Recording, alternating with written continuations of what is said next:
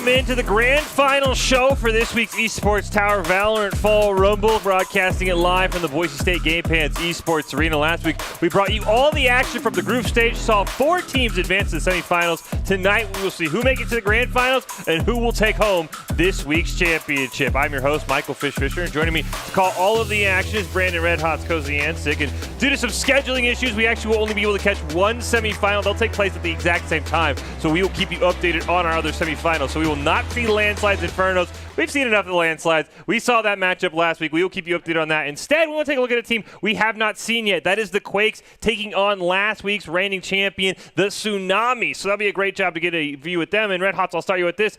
We've seen a lot of Tsunamis. Haven't seen any of the Quakes really so far in our fall rumbles. So what comp differences, if anything, what comps are you expecting these teams to maybe bring out on our semifinal that we will get to see? I think, honestly, when it comes down to it, I think Comfort's a big difference. I think the Sky obviously come out for Tsunami most likely. And I think the one thing is a lot of times these teams in these rumbles, at least, you'll see sometimes where it's like very similar team comps, and then sometimes you'll see like very different team comps. I think the biggest thing is usually playing like what's more comfort for you. I think if it's like, you know, someone who doesn't usually play it and then you force them on something like a Sova or something like that, they're probably not going to play as good as they would on a comfortable pick. So hopefully we see some cool stuff. Hopefully we see the Sova today on each team for this. I think Sova's really good on Icebox. That will be on today. So I hope that's what we see. And honestly, when it comes down to it, we see some comfort and some people who've put some practice into the agents. Yeah, as you said, we are going to start with Icebox, 4 Quakes, and Tsunamis. Best of 1. They'll go to the grand finals. Landslides and Infernos playing at the exact same time. We'll keep you up to date on that one when we do get updates. Of course, last week's grand final was Tsunamis Landslides. Potentially, we could see that rematch. We are just going to have to find out exactly how it goes. Here is how our bracket was set up after week number 1. As we mentioned, Quakes, Tsunamis, Landslides, Infernos. 3 teams that have won championships. The Infernos won a couple weeks ago. Tsunamis won last week. The Landslides at one point in the summer won 8 in a row. They're looking for their first fall championship. And the Quakes, the new team, they took down the Drought. We'll see what they have from them on Icebox. I mean, you mentioned the Sova. I would 100% expect somebody, if not both teams, to bring out the Viper, especially the Esports Tower teams love the Viper. The lineups on Icebox, especially with that bullet penetration change to the box on B. Viper is one of the best ways to deny a defuse. So I'll be very curious to see what we get from these teams. But before we kick off our first match, we do got to make sure we get docs keys to the game in Valorant for both of these teams. And those are focus, angles, and flank, know your win conditions, count cards, call abilities, and click heads. It's presented by Esports Tower. Score pro advice at esportstower.com. Improve your game sense, improve your team play, improve your performance under pressure. You'll get matched with great players and professional coaches to help you rank up. Well, now it's time to kick off our semifinal matchup of the night between the Quakes and Tsunamis on Icebox. It's a rematch of last week's semifinals where Tsunamis took home a close victory against the Quakes. Can the Quakes get revenge? Will the Tsunamis advance to defend their title in the grand finals? We are about to find out as we kick off our first game of the evening on Icebox. And what a great map to start out with. We didn't see too much Icebox recently, too. I think we went all last week without seeing Icebox. So I feel like it's a very polarizing pick. Some teams really, really like it. Some teams really, really hate it. If we do end up seeing landslides in the grand final, I know one of the talking points we always heard is they hated Icebox. They thought Icebox was their worst map. So I feel like it's maybe one of those polarizing ones. Of course, once Fracture gets in the map pool, I think that will probably take over. But Icebox feels like this one. Either you love it and you play it all the time, or you hate it and you ban it and you never want to see it. Yeah, I think also, though, is like if you kind of go in the consensus of like when Icebox first came out, a lot of the player base of Valorant, it was like, this is the worst map ever. I hate this map. And then as they've played it more and more, it's like, oh, I love this map. Yeah. This is my favorite map. So I think a lot of times, usually it's like maybe teams don't practice on it as much or something like that where it gets banned against them, or maybe they don't have time outside practice that people want to play the map with. So I think that the more you practice the map and the more you play it, you kind of start to like it more, or at least it seems like. And, you know, once teams become good at the map, they're probably like, oh, actually, we really do enjoy this map. So. And as I mentioned, this is a rematch of our semifinals from week number 2. It was extremely close. Tsunamis took home the victory. Interesting to note, though, this Quakes actually had 2 players leave the roster after that. So even though it's a rematch, the Quakes are going to have a newer roster than, you know, maybe the Tsunamis we're used to seeing. Jolly and Piggle are 2 new players who joined this week. They've only had 1 day of practice. So those are kind of the X-Factor players, if you will, because Tsunamis don't know what to expect. The Quakes really haven't practiced them, so they don't know what to expect. Yeah, I mean, it's a probably a curveball at both teams, you know. You get some low practice, and the other team's probably like, oh, what do they actually play? It seems like we've only gotten the Viper lock-in so far. I think you're right. I think we'll see double Viper, double Sova. The one thing that's crazy in this map is I think a lot of people will kind of sometimes opt out on the Sage. It seems like they are going to lock in that Sage as I said that, but I think sometimes people like the Sage because they can have Sage can wall the like the tube area, and so kind of you don't have to worry about the flank and that stuff like that, or at least you know when they're getting through it. And I know some teams just kind of opt to like, hey, we'll put a body there instead, right? So I think a lot of people play this map pretty differently, and I like the comp coming from Quakes here, honestly. Yeah, and I mean, it looks like, the Tsunami's pretty much hovered everything. I think they're just waiting to lock in. I mean, the one difference is going to be the Reyna versus the Raze. I mean, of course, Valorant isn't a 1v1 like other games, but is there a different favorite you have between that Reyna and that Raze that maybe favors one side? Because everything else is just a mirror. Actually, maybe we're going to – I don't think you can play double Sage. Dodged.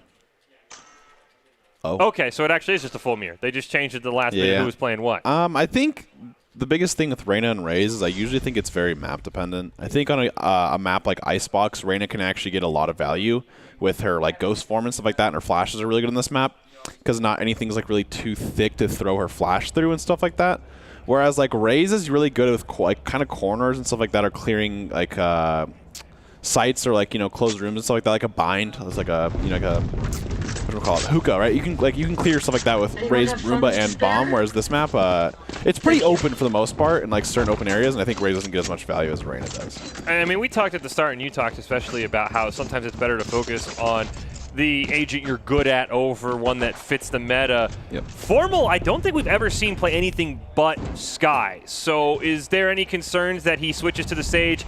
Not maybe because it's meta, because it fits the map, as you mentioned. You can just wall off tube and you don't have to worry about it. Is there any concern that Formal's on an agent that we haven't ever seen them play, to my knowledge? I think Formal's always been pretty good, like aim-wise with Skye and usually pop flashing for himself. So I think the biggest thing is sometimes people put like a Sage player on like one of their best mechanically good players in terms of like aim and stuff like that. So I could see him doing pretty well with this Sage as long as he has to remember that he doesn't have flashes and stuff like that. And he needs help with teammates to kind of get that going as he runs first. He is leading the charge on that Sage. Who needs a flash? Puts the wall down. Oh, I think it was a little too close. We do get a 1-for-1 trade. Kawar is going to take out Restro before Jolly gets a pick there. Tabernac is now going to look for that plant. Ooh, great job by Suin. Looking for one more, but Tabernac is another trade. It's a 3-on-3. Ooh, does see him. Ooh, doesn't have the actual around the corner, yeah. Kexkin's played so well on these Jet Tsunamis. Wins has a huge flank, but he just missed a couple of shots. Piggle is one shot. He just has to find one in there. Wow. Piggle's going to walk away. Birkin gets one afterwards. It's up to Cuddy, and Birkin gets a double kill after the defuse. Wow. That was, it was funny because at first we're like, okay, well, he can't plant the bomb, it's too close, but he didn't have bomb. Yeah. And so they had to wait for Tabernakis to come and plant the bomb. This was funny because like he hit him, but I think he just was like, oh, he's not going to defuse it.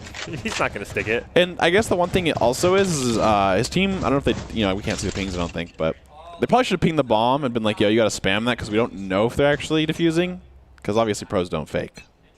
And that's what happened. You've talked about that all the time. Pros don't fake it. I mean, usually they've seen the Esports Tower guys fake it. I don't think we've seen a great fake play yet in the Esports Tower. Well, I think a lot of the time it's like, in a scenario like that, it's like, what disadvantage do you have by not sticking it? Because it's a 3v2. Unless he's like just spraying through the smoke, which he could have, but at least they trade 1-for-1, right? So. Yeah, and at least maybe get half, and at least there. As we see, really no one's been taken out, and Suin's going to get a great 1-2. Formal shuts him down. Some great aim right there coming from Stun. Almost had a great spray transfer there. See another Marshall. These players love their Marshall. It's great. I mean, honestly, I like it a lot for the most part in terms of, I guess, a bonus round because it's like 950, and if the enemy team doesn't buy armor, it's a one-hit kill. So. Oh, Formal did not see Bergen. Oh my gosh. But accuracy lacking for both players. There is somebody behind. Cuddy and Formal, by the way, and it's Piggle with a huge flank. Yeah, that's the gun difference for the most part coming in, but the little exchange on the rope there, sometimes, when you both miss each other a lot and then you win, it's like you don't actually feel like you won that battle. You were just less worse. You were just less bad. Yeah. He gets the shot. I mean, they're just spraying all over the place. I don't even think that was Piggle who got the flank. I think that was someone else. Yeah, Piggle just kind of sneaks up on him. Yeah, I think it was Jolly who was looking for the flank. So that was a great little pinch there by Piggle and Jolly, the 2 new players for the Quakes. 1 day of practice with this roster, and right now they have a 2-0 lead on our defending champs. Yep, and now it is time for the full buy from Tsunamis, so this should be probably their best round in terms of advantage, just because Quakes is most likely just, playing on that bonus. So I guess we'll have to see how it goes. 'Cause, I mean, sometimes people have been doing great with their bonus rounds. Almost feels like sometimes they're more comfortable with the Spectre or Marshall. It really does. We've seen a lot of people anytime they have the money for the Marshall. Yeah, should I be saving? Yeah, but I want the Marshall instead. Interesting. The Tsunami, well, as Kexkin fails Bach jumps after Bach jump. They're still pushing A, and you can see there the Quakes, they have 2 on B, they have 1 in mid. Now they're going to have to rotate over here very quickly, because I think they did finally see them. It's interesting that the Tsunamis are just hard sticking A right now. Yeah, it seems like Tabernacles is kind of getting a lot of recon out there. Kind of using a lot of utility, but it seems like they do have good they have sight now. Great Viper wall coming up there. Wow. You can't predict that. Yeah, getting shorty, that's rough. Okay, well, looks like on this bonus round, Quakes is kind of taking over with the shorties and Spectres. Oh, wow. Oh, nice. Good molly there. Has lineups, but a little 1v4 scenario here, very low. Yeah, 16 HP. Ooh, missed the shots on Restro as well. Easy defuse. I mean, you called it, Red Hots. These teams feel very comfortable on their bonus round. Yeah, I don't think anyone in the game expected that Sova to have a shorty. Yeah, that was... I think we died to a shorty at that point, because at that point they had a Phantom. I feel like you're pretty sad. Because it wasn't like it wasn't like it was like a around the corner cheese, right? Like he straight up swung on him, and beat it. So that was pretty interesting. But hey, now Quake have guns without having to buy, and it's a 3-0 right now. Tsunamis are gonna have to at least have a full save round here. Guess we'll have to see. They're probably gonna try to go B here, but the Viper has lineups ready to go. It is just so hard to push whatever side the defending Viper wants to be on. I mean, they just have to wait this wall out. Yep. They're looking to make some kind of play with their sheriffs. Kawar did actually get on the other side of the Viper wall. Yep. They have a Sova arrow, I think, or Sova lineup. It looked like he had it lining up here. So I guess we'll see how that ends up happening for this play. Jolly taking quite a few shots. None of them really landing, though. Now trying to spray through himself. Yeah. Oh! Running through that is quite admirable. We are just getting spray after spray through the Viper wall. This is the Tsunami's Viper wall. Okay, it's still 3-3 right now. With honestly Tsunamis, the Sova is low. Tabernacles there is pretty low on the HP side.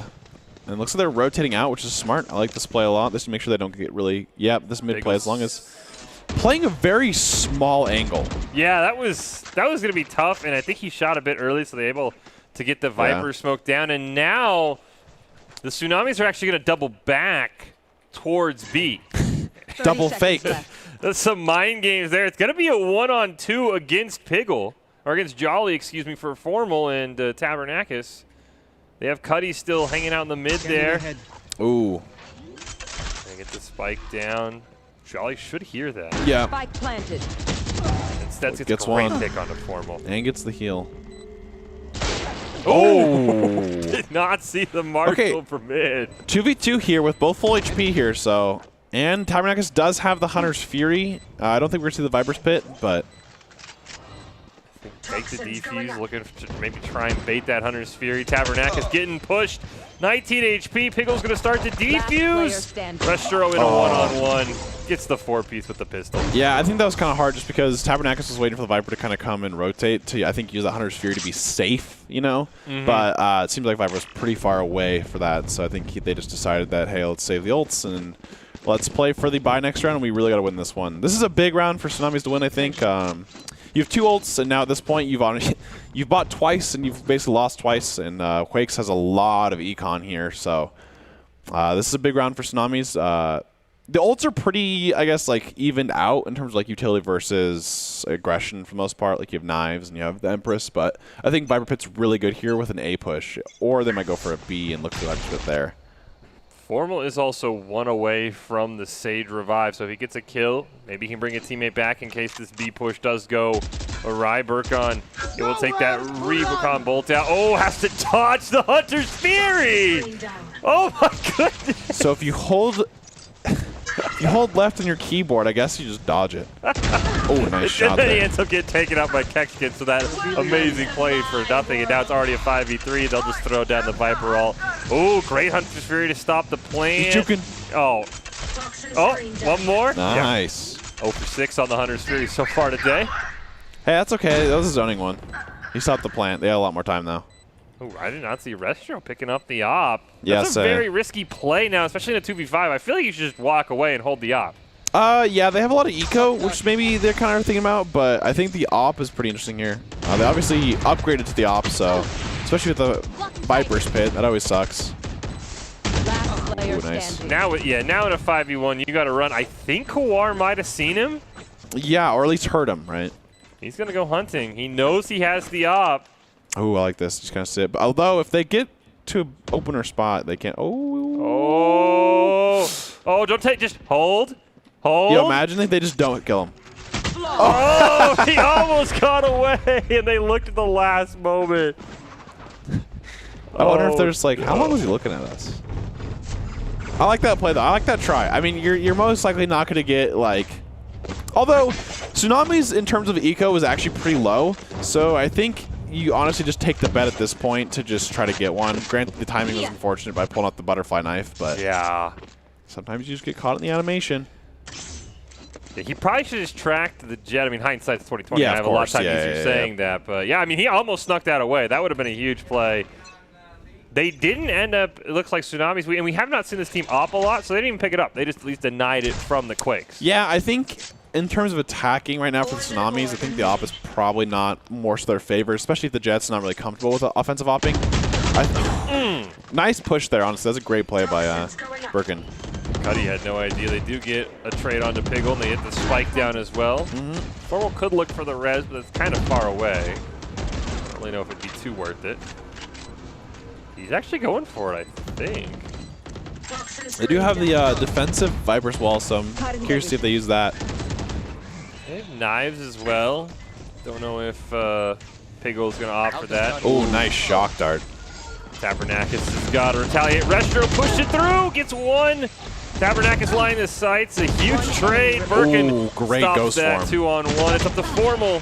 He's taken out. And that's why Reyna has some really cool spots in this map. Just pop a Wraith form really quick as you're jumping down for the kill, and then you just gotta reset and you're good to go. This was an explosive round. Yeah. I mean, we went from 4-4 to 2-1 in about 5 seconds. Sometimes you blink and the game's just right back in it. That's what's great about, honestly, like Valorant and stuff like that. It's a game where like you can snowball, but like all it takes is sometimes you just gotta save around, eco up, and you know, next thing you know, you're basically on pretty even playing fields besides ultimates. Assume Restro's probably going to eco here, pop the knives. Yeah. Oh, maybe both. I would like to see both. I think the one thing I will say is Jet knives are pretty low, so I think you should honestly be popping them pretty much all the time. Yeah. Because, I mean, being able to dash up and stuff like that while moving and being able to hit like perfectly accurate, I think is very, very valuable. And sometimes it's like, I guess people don't really want to use them. These Jets have been very hesitant to pop the knives, and we do have both Empresses up. Yep. Viper ult defensively can always be a bit tricky unless you just want to cut off an area that they're going to, but I do think the Viper is now rotating. It was over towards B. They want to chase down Jolly and Piggle, but they're able, or Restro, they're able to get out. They didn't get any hits there, which is pretty good for them. Yeah, I think they hopefully are going to use the Viper's Pit for the retake here. Maybe not. They get a 1-for-1. Restro's going to get another one onto Kawar, put the Steve up by a point. Kexkin incredibly low. Ooh, we get the Sage revive. 5v3 here in this scenario. This would be pretty hard here for Tsunami's defense. And Quakes is just running now. He has lineups, I'm pretty sure. It seems like they didn't actually have the straight up lineup. It seemed like the panic when they saw everyone was there. They just kind of took the shot. Yeah, because I mean, you can't really line it like perfectly yet, because or else you're just going to get shot. And I like the Sage revive there. I mean, Tsunamis have been sitting on it for a while, never really been able to use it. I just like, you know what? It's It's a 4v3. Let's just make it a 5-on-3, give ourselves the advantage. And they just really pushed it there. Restro getting a 3-piece as well, which is pretty impressive. Yeah, no, I agree. I think that was a fantastic round from Quakes. And honestly, using the Sage ult, just make sure that a 5v3 over, like, you know, at the end of the day, you make sure it's an absolute win. Let's so. go. Still, either Jet Knives still available here, so maybe we'll see it with this round for Tsunamis. Most likely saving this round. So, yep. Yeah, there it is. Yeah, I would like to see the Quakes Counter? use it as well. Yeah, you hear it come out. I mean, the biggest thing though is like I think it's fine saving sometimes, but I think you don't want to save it for like more than a couple rounds, just because of like the use of knives are pretty good. Oh, Jolly and Cuddy. Oh, Jolly peeks first. Gets the nice headshot. Quakes have some great aim right now. Ooh, Jolly is going to get cornered though. Makes it a 4-on-4. They do have the revive, but I would assume on a pistol round. Nope, he's actually going to use it. I think it's like only, that. Yeah, I think it's only because they have the gun there available. So, ooh, yep.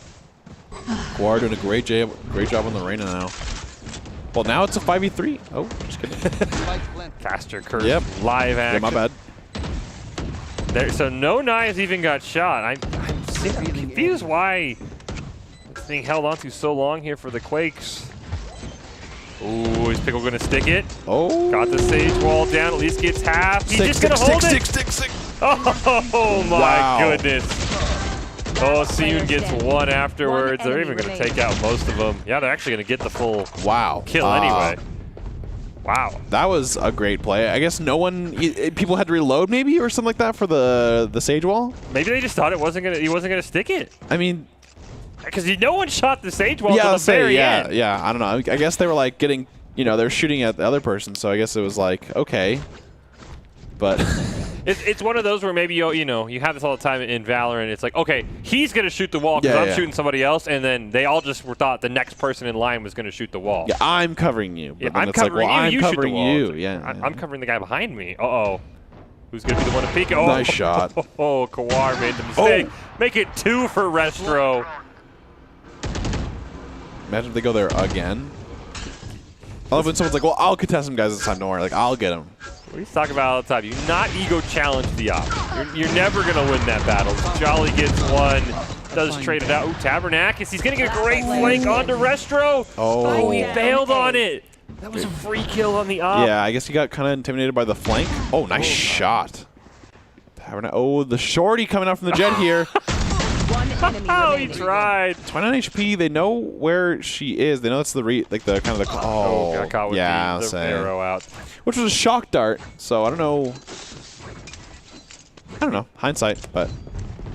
I mean, you have the knives available in your decision. Yeah. I'm gonna pull out the shorty. Like, just right click. That would have been. I mean, granted, they won the round anyways. To be fair. True, but I mean, you don't want to risk it. That's pretty. You know. You gave them the chance to win where if you just use the knives. Yeah, you right click and call it a day. Exactly. Yeah, you don't get the recharge anymore, but you're going to lose it at the end of the round anyways. You know? Probably could have maybe been close to a second knives here if you're Restro. Especially the way he's playing. Oh, absolutely. At this point, he 5. definitely has a reset for sure. I mean, I get not wanting to pull knives out immediately with op, but oh, we do get the Empress immediately by Jolly, who's probably looking for first blood. We kind of been seeing that a lot in Esports Tower. It seems like a lot of people with Empress just kind of rip it off round.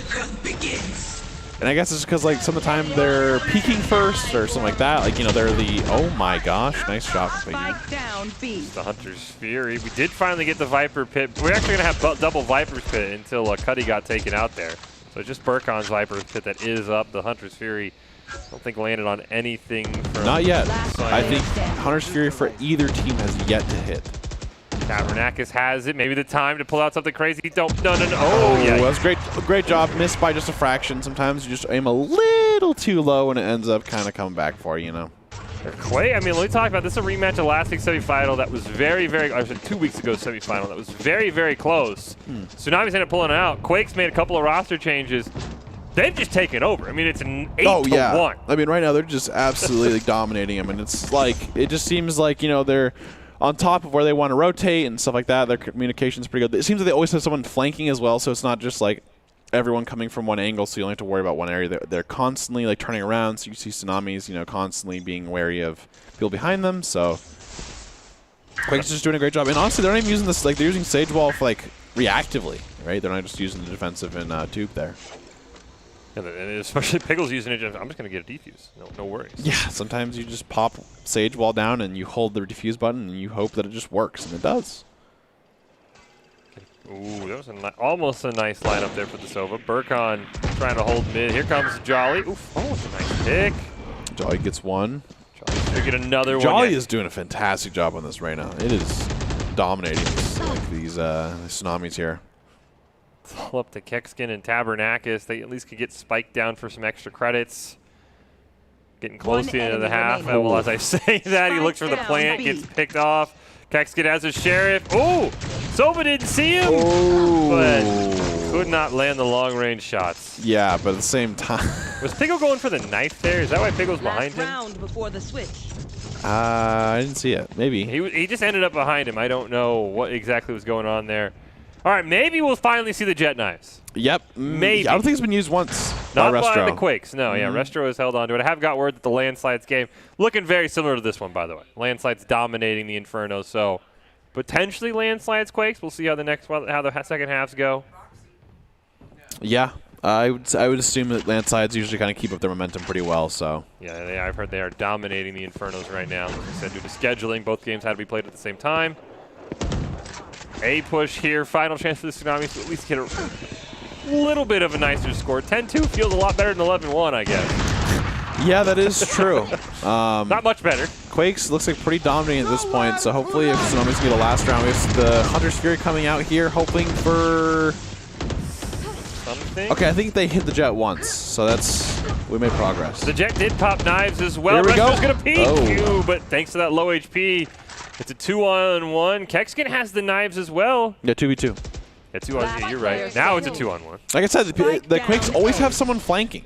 Like, there's not a round where someone is not behind you, or at least the threat of someone behind you. And this time was a great job by Burkon. And Quakes end the half 11-1. I mean, you're basically a pistol round away from winning this.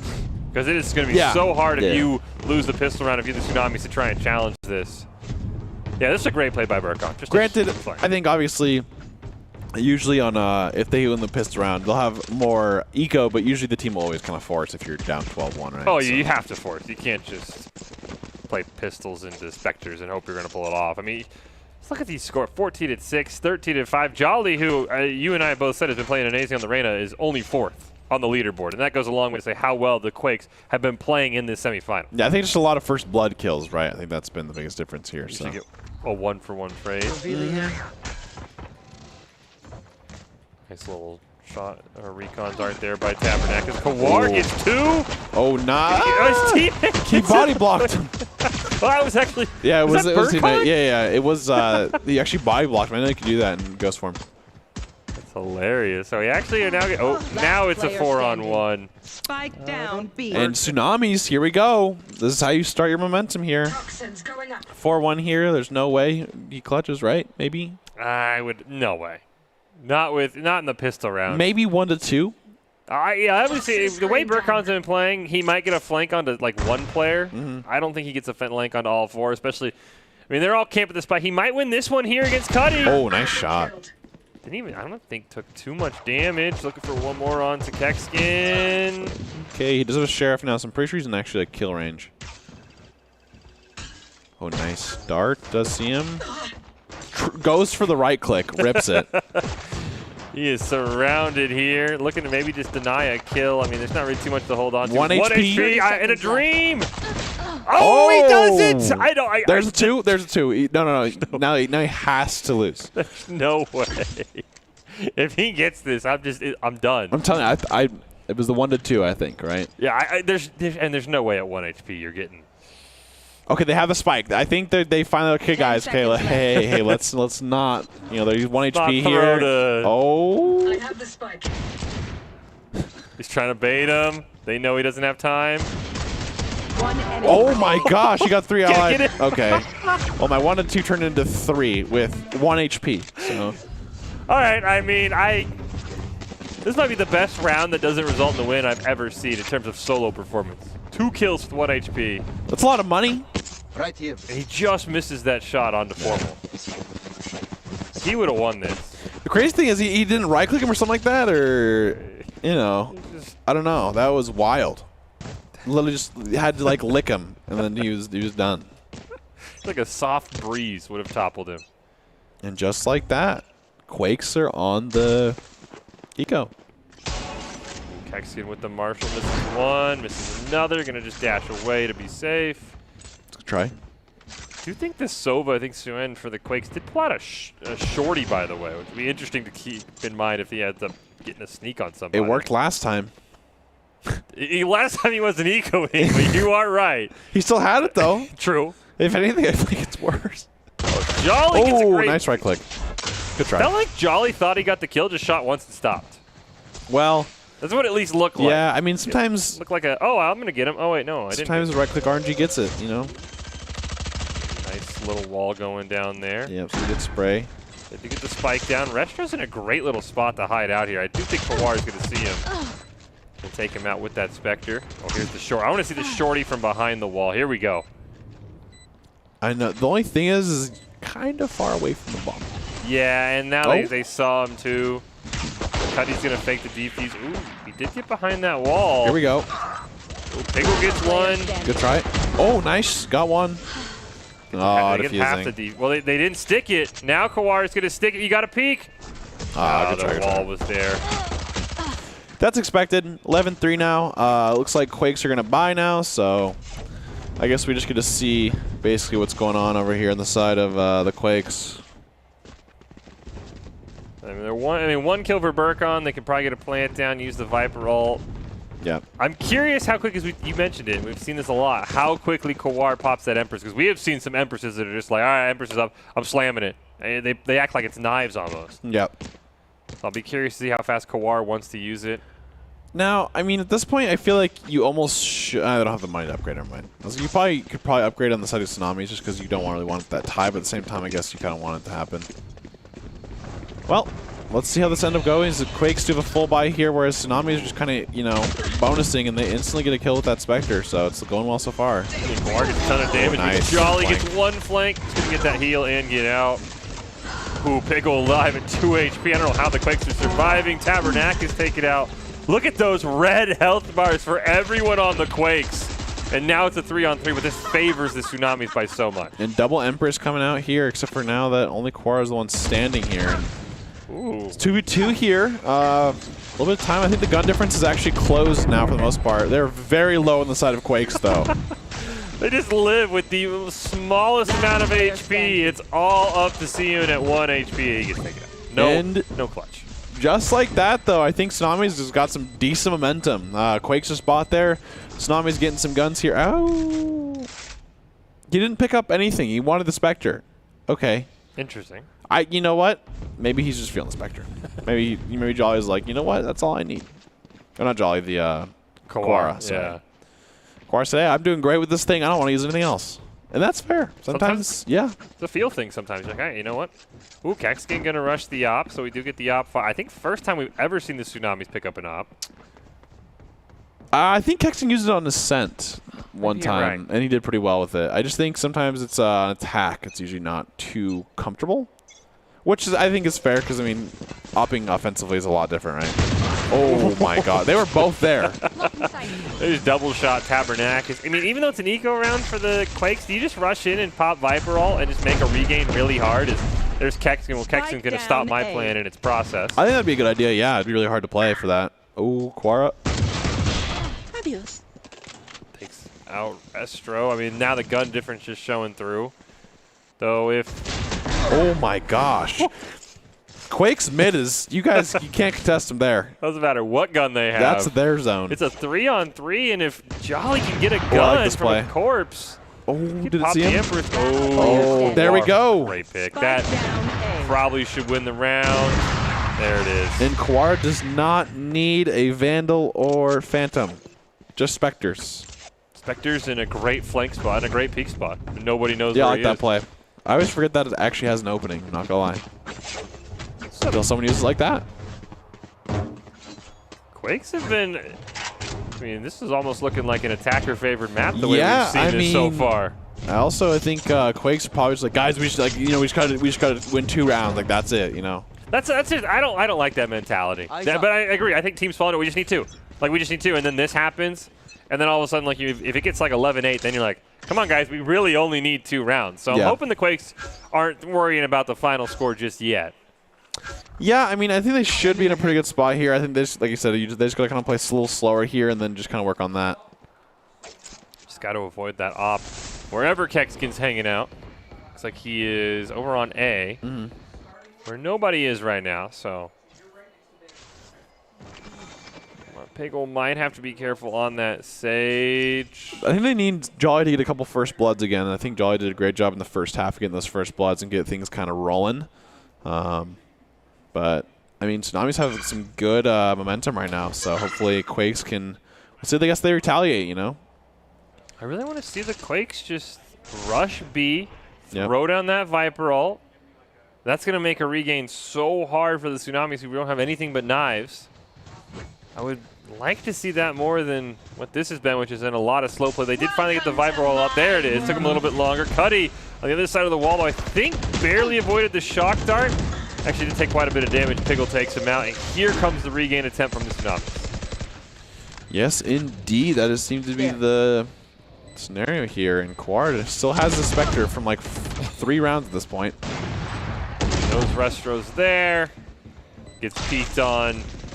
5v3. With the Viper's Pit, this is not looking pretty good for the Tsunamis here. And this is exactly what Quakes need here.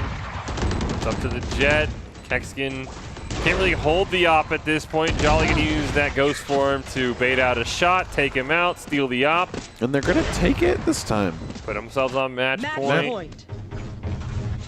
And just like that, they finally kind of break that little spree that the Tsunamis, I think it was a 4-win streak at the time. Yep. So it was like 111 for the first one in A. I mean, now it's 5-12. And yeah, that hurts them, but I think they had, Quakes had a lot of money there, so I think. Besides Kexkin, who had upgraded to the op. Yeah, they can have a full buy here. So pretty even round here. Quakes kind of on the advantage a little bit, though, because they have 4 ults at this point.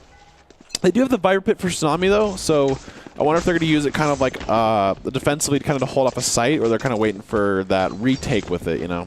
So it does look like Formal is looking for a flank through mid for the Tsunamis. Is 1 kill away from the ult as well. That res would be huge. They do have Piggle holding back as a Restro. It's a great pick. Hunter's Fury now going to come out. See if we can get our first kill. Restro heard Formal walking around. There's a pick onto Kexkin. Somebody's got to find Jeff Formal. There it is. Great kill with the knives. 5-on-1 match point. Here comes the clutch. No. I was thinking, you know, just maybe. That would have been pretty impressive, but hey. Overall, I would say pretty dominant win by the Quakes. You start up 11-1. You have a lot of wiggle room in the second half. Gave a couple rounds, but never were really in danger of losing. Yeah, I agree. Honestly, like I said, it was a pretty good effort to come back. They didn't really just fall over and, you know, call it a day. They still kind of fought back. There's 4 good rounds going on for them, and it just seems like they, you know, kind of turned on a little bit too late. So.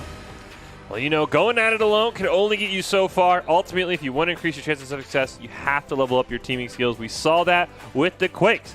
Couldn't get it done a couple weeks ago in the semifinals. Decided to change up the roster. Brought in Piggle and Jolly, who I thought played phenomenally. And now, look at that. They're in the grand finals the first time ever for the Quakes. Esports Tower really takes time to create teams of well-matched teammates. I want to give a shout-out to the coaches. And if you're watching and you haven't checked out Esports Tower Clubs yet, you should. It is the fast track to rank up. Well, we know the Quakes are going to be in the grand finals, and they looked incredibly strong. I did get word about halfway through that game that the Landslides, in classic fashion, pretty much took care of business. A very clean and easy win over the Inferno. So we get Landslides back in the grand finals. Quakes in their first one ever. This is going to be a ton of fun to wrap up tonight and see if the Landslides can avenge last week's very rare grand finals loss, or Red Hots. We will have 3 new champions in 3 weeks if the Quakes can pull off a win. Yeah, it seems like, you know, another finals where you have someone new. Well, who's it going to be? As we said, the Landslides came out on top in their semifinal against the Infernos that we did not get to see in very dominant Landslides fashion. However, 2 weeks ago, for the first time ever, the Landslides lost in the grand finals to the Tsunamis. It's a different team. It's the Quakes. How will this matchup go? It is Landslides. It is Quakes. We'll take a quick break, and we'll be back with Game 1 of our grand finals after this.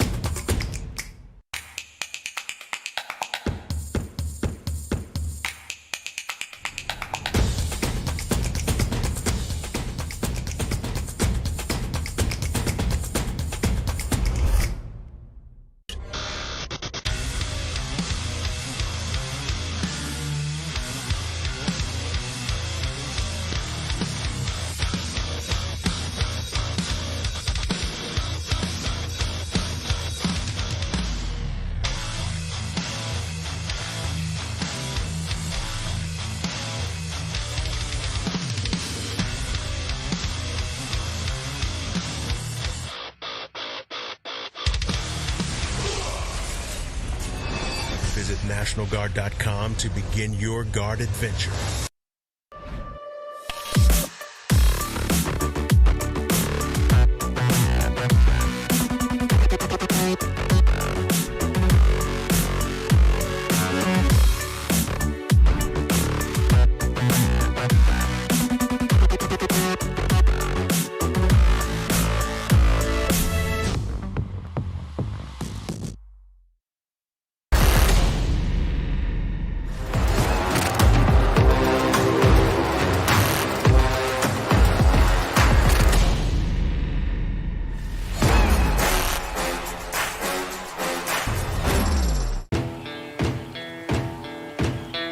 Here are a couple lessons I've learned over the years.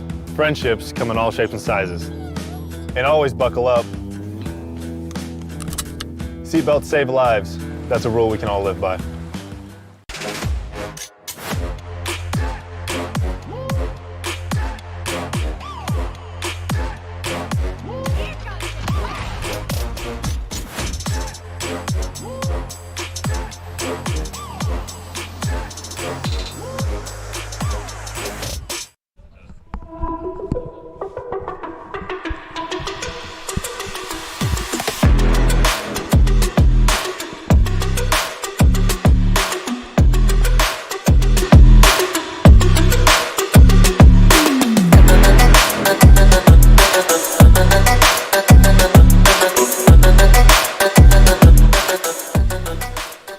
Into this week's broadcast of the Esports Tower Rumble in Valorant, broadcasting it live from the Boise State Game Pants Esports Arena. The Landslides back in the grand finals. Last time, they broke their streak. They had never lost in the grand finals. That finally happened 2 weeks ago to the Tsunamis. They still have never missed a grand finals, but I don't think that's the stat they want. They want to come out victorious. They're going up against the Quakes, who upset last week's champion.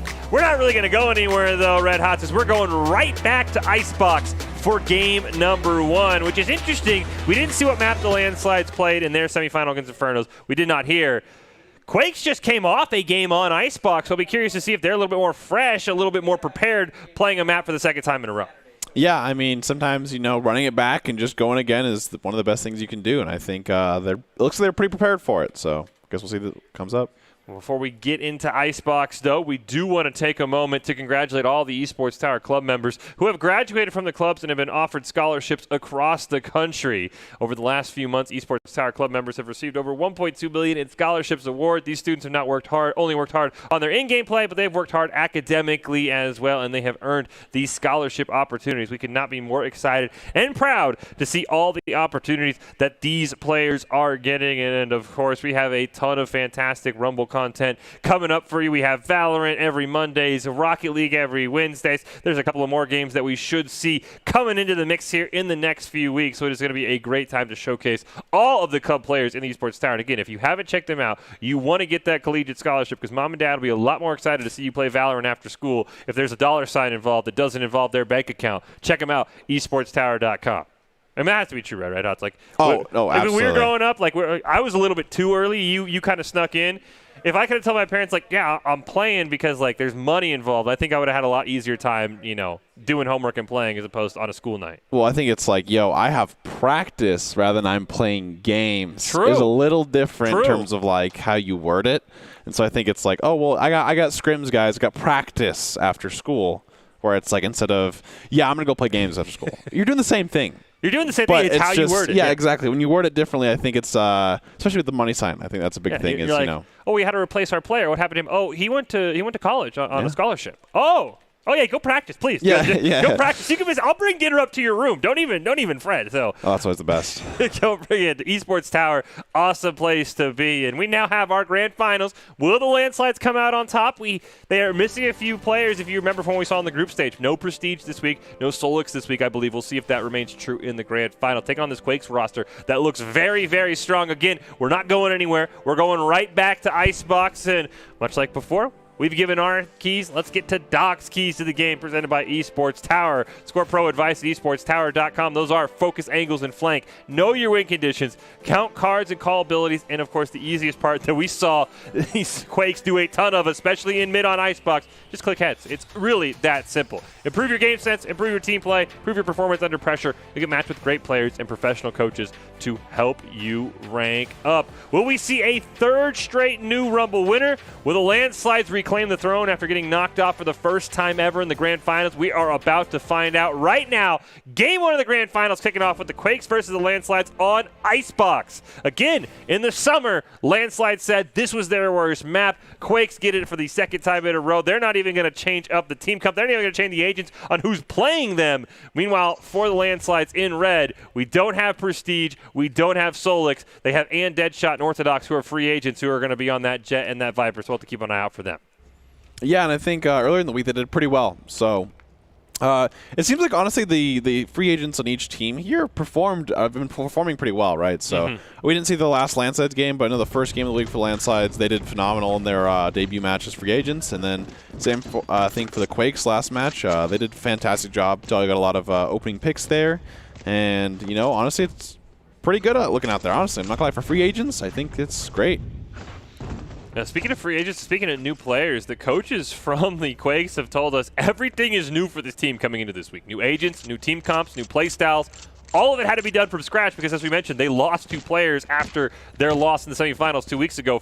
So for your first Rumble with your new play style, your new agents, your new team comp, being in the grand finals is not a shabby place to be, and we'll see if they're able to dominate as much on Icebox as we just saw them do, because if they put a score like 13-5 on the landslides, that is a statement that you are here. Yeah, and I think Landslides definitely has something to prove this week, especially, right? They really want to get this win and show, hey, we've got it going on. It was a cool dart, but they instantly hit it, so for what? Look cool. Nothing really gained there. I do like the Sky still for CC this week. I think the Sky play is something that the landslides absolutely love to take advantage of. Really deep right there. Took the grappling, and now I think he has a great flank. Ooh, they might know where it is now. Well, he jumps down. I think he's trying to bait Suen up on top of that catwalk, but Jolly, the one who played so well, gets that first pick. Suen gets another one, and just like that, it's a 5-on-3. I think a 5-on-2. Or 5-on-1. Yeah, it seems like okay.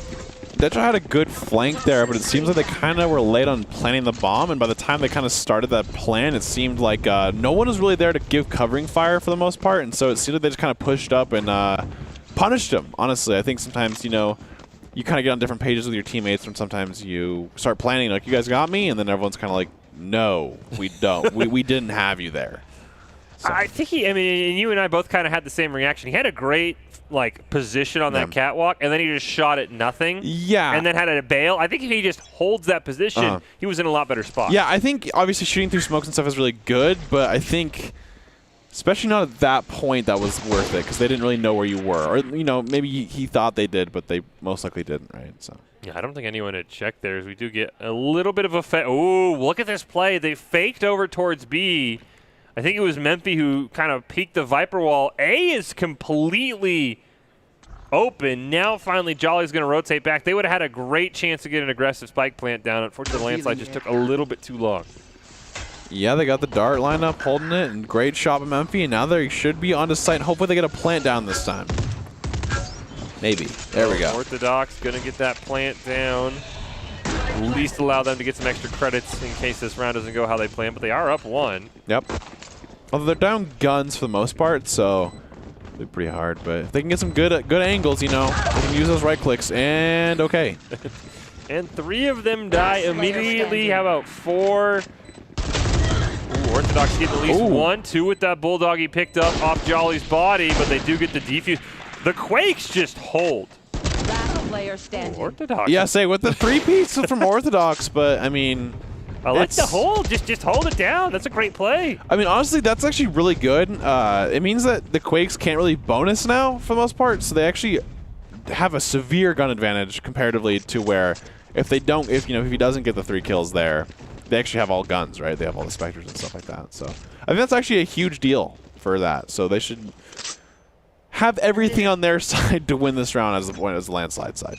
It looks like the Quakes are just gonna, eco this round because of what happened. Yeah. I mean, at this point, you it really messes you up if you try to buy here and then you lose. So I think it's fine going down the 2-1, or at least having a pretty big chance of that, where you can buy next round. So again, they fake the B side push. Memphi, I believe, is still over there for the landslides, but A is wide open. Orthodox is gonna get probably the easiest plan of his life. Spike planted. Yep.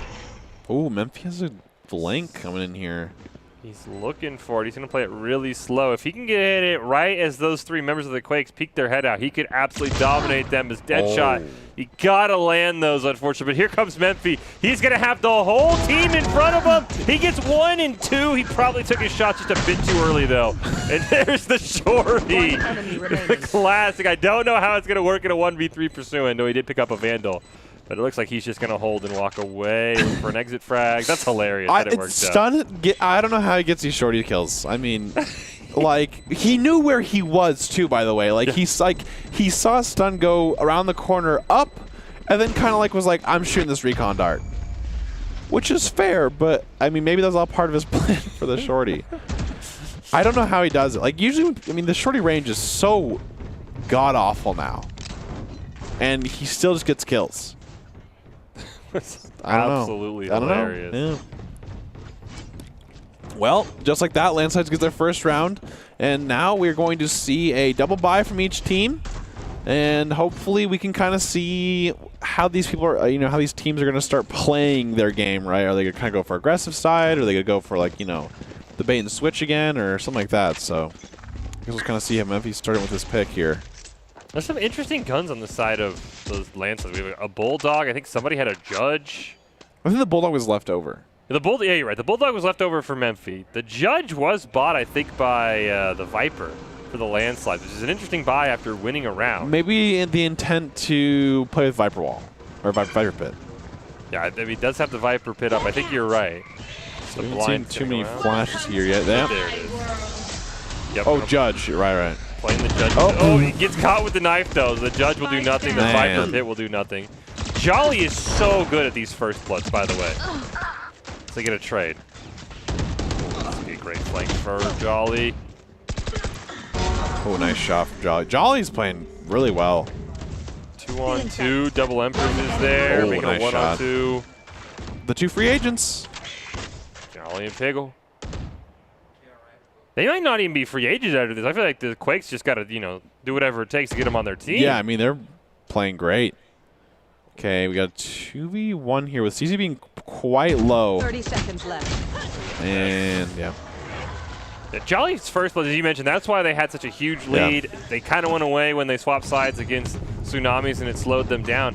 Jolly just gets so many great first bloods for that team. That opens up everything else they want to do. I agree. I think when Jolly usually gets the first kill of the round, things get going. I mean, the crazy thing that sucks there is, the Viper Pit's starting to go down, and then you get caught using your knife, and so that causes a pretty big shift. And I mean, the thing that's kind of hard though is sometimes it's just habit where you just kind of accidentally swap through or something like that, and that really does cost you though. So hopefully next time they kind of learn that, hey, we do not pull that knife. We want to keep that Judge out. Interesting that Landslide's opted for a half buy here. Yeah, I see some Bulldogs, some Spectres. Yeah, I think the round before they won, so they were kind of having a little extra money. I think they have a good shot of winning this round, maybe a little bit more with them off buys. The three kill by Orthodox in a losing round really just kind of changed the standard econ for both teams, it feels like. Yeah. And it seems like Landside's up 1 here. Now they're up 2 here, and this I'm pretty sure this is a like a semi-eco round for them. Headshot gets a 3rd. Memphis looking for a peek onto somebody. Restro's actually pretty close. B is wide open. They should get an absolute free plant over on B. They just have to wait for CC to get there. Might not even matter as Memphis gets one. It's all up to Jolly. There is that spike down. Memphis gets it. Easy flawless for the landslides. Yep. I don't know why, but something about just like taps in Valorant where it's just like the little like 1, 2, 3. And then you just the boop. I don't know. That to me is like the most satisfying kills usually. Or the 1 taps, of course, but. Oh, 1 taps are always the most satisfying. But I agree with you. Like the little like 1, 2. tap spray. Yeah. It's just such, you know, it's something that you have to train your brain because, you know, every other game you're just like, oh, I just hold left click and I'll just shoot. So, I mean, it really just shows how many hours these players are putting in. 3-2, not a bad start here to this one. Yep, and Quakes are in quite a bad eco here, so this is going to be a good opportunity for Landslides to kind of even it out here on the side of attack. And it seems they're kind of going for this B play here. And it looks like Quakes were kind of stacking that A site. There's no one on B. We do get the knives and immediately from Restro, which is something you and I spent a lot of time asking for last game. Yeah, true. So we do at least get those. They have the knives available for the landslides. I don't know if Deadshot's going to want to use them. Yeah, I think it's fine with the weapon right now. They might have the idea in mind just in case they lose. Oh, and Restro, great headshot there. Starting out with a good thing in the knives. Ooh, Memphis taking a ton of damage as well. Might want to use the Empress there, but just going to hold on to it. It's a 4v4. Yep. Viper wall for the Viper pits up for the Quakes, but I don't think he uses it here. Nope, there is Empress going to come out from Jolly, I believe, and then immediately. No, this is actually an Empress from Memphis taken out immediately. It's all up to a 2-on-1 for Orthodox. He dies to the pistol. And Quakes take the round. I think that was a eco from them, if I'm not mistaken. Pretty sure they did not have that many weapons, but they kind of just got up some picks, got it up, and then ran with it. And I think that shows you that, you know, some teams that always are worth the extra effort is the teams that even on eco are playing exactly how they know their winning condition for that round, right? They are thinking about how they can win that round rather than, oh, we're ecoing, just play for next round. Yeah, just, I mean, we got the Thrifty, and then, of course, we saw in the kill feed there a couple Spectres. I think there was a Frenzy, as you said. It just started out with a couple of good picks, and this Quakes team is a team, and they love their Spectres, too. We saw that in that game against Tsunamis. There's a couple players who were like, okay, it's time to upgrade. And they're like, no, I'm running the Spectre till I die. Yeah. So it is kind of interesting that they have that love for the gun. As Memphis, I would not be in mid-Memphis against the Quakes. Yeah, it seems that that's a good area for them, so. But it seems they're kind of holding it right now. Looks like they're kind of just playing a little bit of a default here, spreading out a little bit, seeing what information they can gather. And then, honestly, I feel like I haven't seen too many flashes going on here from the side of CC. Like, you know, you haven't heard a lot of those audible cues, it seems like, that we're used to hearing. We do have Seekers out, are ready to go here, so I imagine they kind of have a little Seekers play here onto the A site from the side of landslides. They also get the knives out. We like that. Yeah, we saw it the other week. I don't remember who it was. This. A little too early. Jetson going airborne in the Esports Tower has not worked out. But the Seeker into the Hunter's Fury might be a combo they want to pull out. As CC does get one before they get taken out. Down A.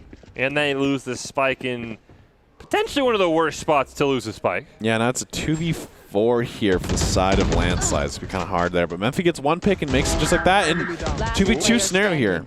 Azzy gets a great pick. He's at 10 HP. Just rip it. just go across and just take the shot. You know. Ooh, I mean, if he can get to that side, it's pretty good, at least position-wise, for Snazzy, as long as they don't make any noise here. But let's go for that recon Piggy dart. can just play. Yeah, so Piggy can play just pretty base safely. With he knows how lit he is, so knows how lit he is, knows where the spike is. Yeah. I thought, you know, maybe you go all the way across, and then you kind of just like look for an angle with no sound at all, and maybe that's. But it's pretty hard when you have 10 HP. 10 HP, spike in, again, one of the worst spots to die with a spike is right there in the open. Yep. And just that 5-2 Quakes, it seems like kind of go pretty well with momentum there. I mean, even when Landsides won that round, they didn't really let it affect them in terms of, like, you know, their play. So Quakes looking good so far, and it looks like Landsides have another eco round here with not many ults at the Hunter's Fury, and they still have the Seekers. So, oh, what a great shot. Restro has been absolutely phenomenal tonight. First in the semifinals, then in the grand finals here. Orthodox looking for something. I want to see like Seekers into Hunter's Fury, something to maybe turn the tide here. We've not seen many good. Oh, now they're going to get sandwiched. Something else the Quakes do so well. Oh, nice shot from Jolly. There's really nowhere to go if you're the remaining member of the Landslides. You are sandwiched effectively here. Snazzy does get one before he gets taken out, and now it's all up to Orthodox with the Marshall. Oh, nice shot. One. I think Burkun's low enough, too, that if he could hit him. Trying to get a lineup there to at least give himself some cover room. With the try. Stun's going to take him out. Just like that, 6-2 Quakes. But it is now time for the buy from Landsides. And I honestly, I think for the Landsides and the side of Land, you know, for them, I think this is pretty big round for them to win. They have they have 2 ults, I think, that are pretty crucial. They can make use of those, and I think they kind of need to get something going here for the most part. It seems like Quakes are pretty aggressive, honestly. You see, you know, Restro in that last round playing pretty aggressive spot. They kind of switch around a lot. They'll play, you know, the pushing mid sometimes, and so I think Landsides just kind of need a coordinated attack here to see if they can kind of get the rolls wheeling, or the wheels rolling. Can't roll wheels. Seekers to start. Unfortunately, Memphis gets taken out by Jolly. Then immediately, we're going to see that Viper pit dropped by the side of the Quakes just to try and force them off of B. And it seems like that's probably going to work. That's going to do a lot of damage if they try to go through it. They're just kind of sitting in it, though, at the moment. Well, I think it's because they know that no one's in it, but the only problem is, oh! Okay, that's why they were doing that. They kind of just knew that Viper wasn't in it, so they kind of forced her to drop it. The other thing I do like is I think we've seen too many times in these last 2 games with the Landslides and Tsunamis. Is just the Quakes love when you go A, because they will sandwich you with a great flank. It's a lot harder to flank people on B, and I think that's maybe why the Landslides wanted to sit B, but really they just got out the utility, and now they're going to move over to A. Yeah, and so far so good. It looks like Restro is on ready for this rotate here, though. Orthodox, I feel like had to have seen him. I like that. 30 seconds left.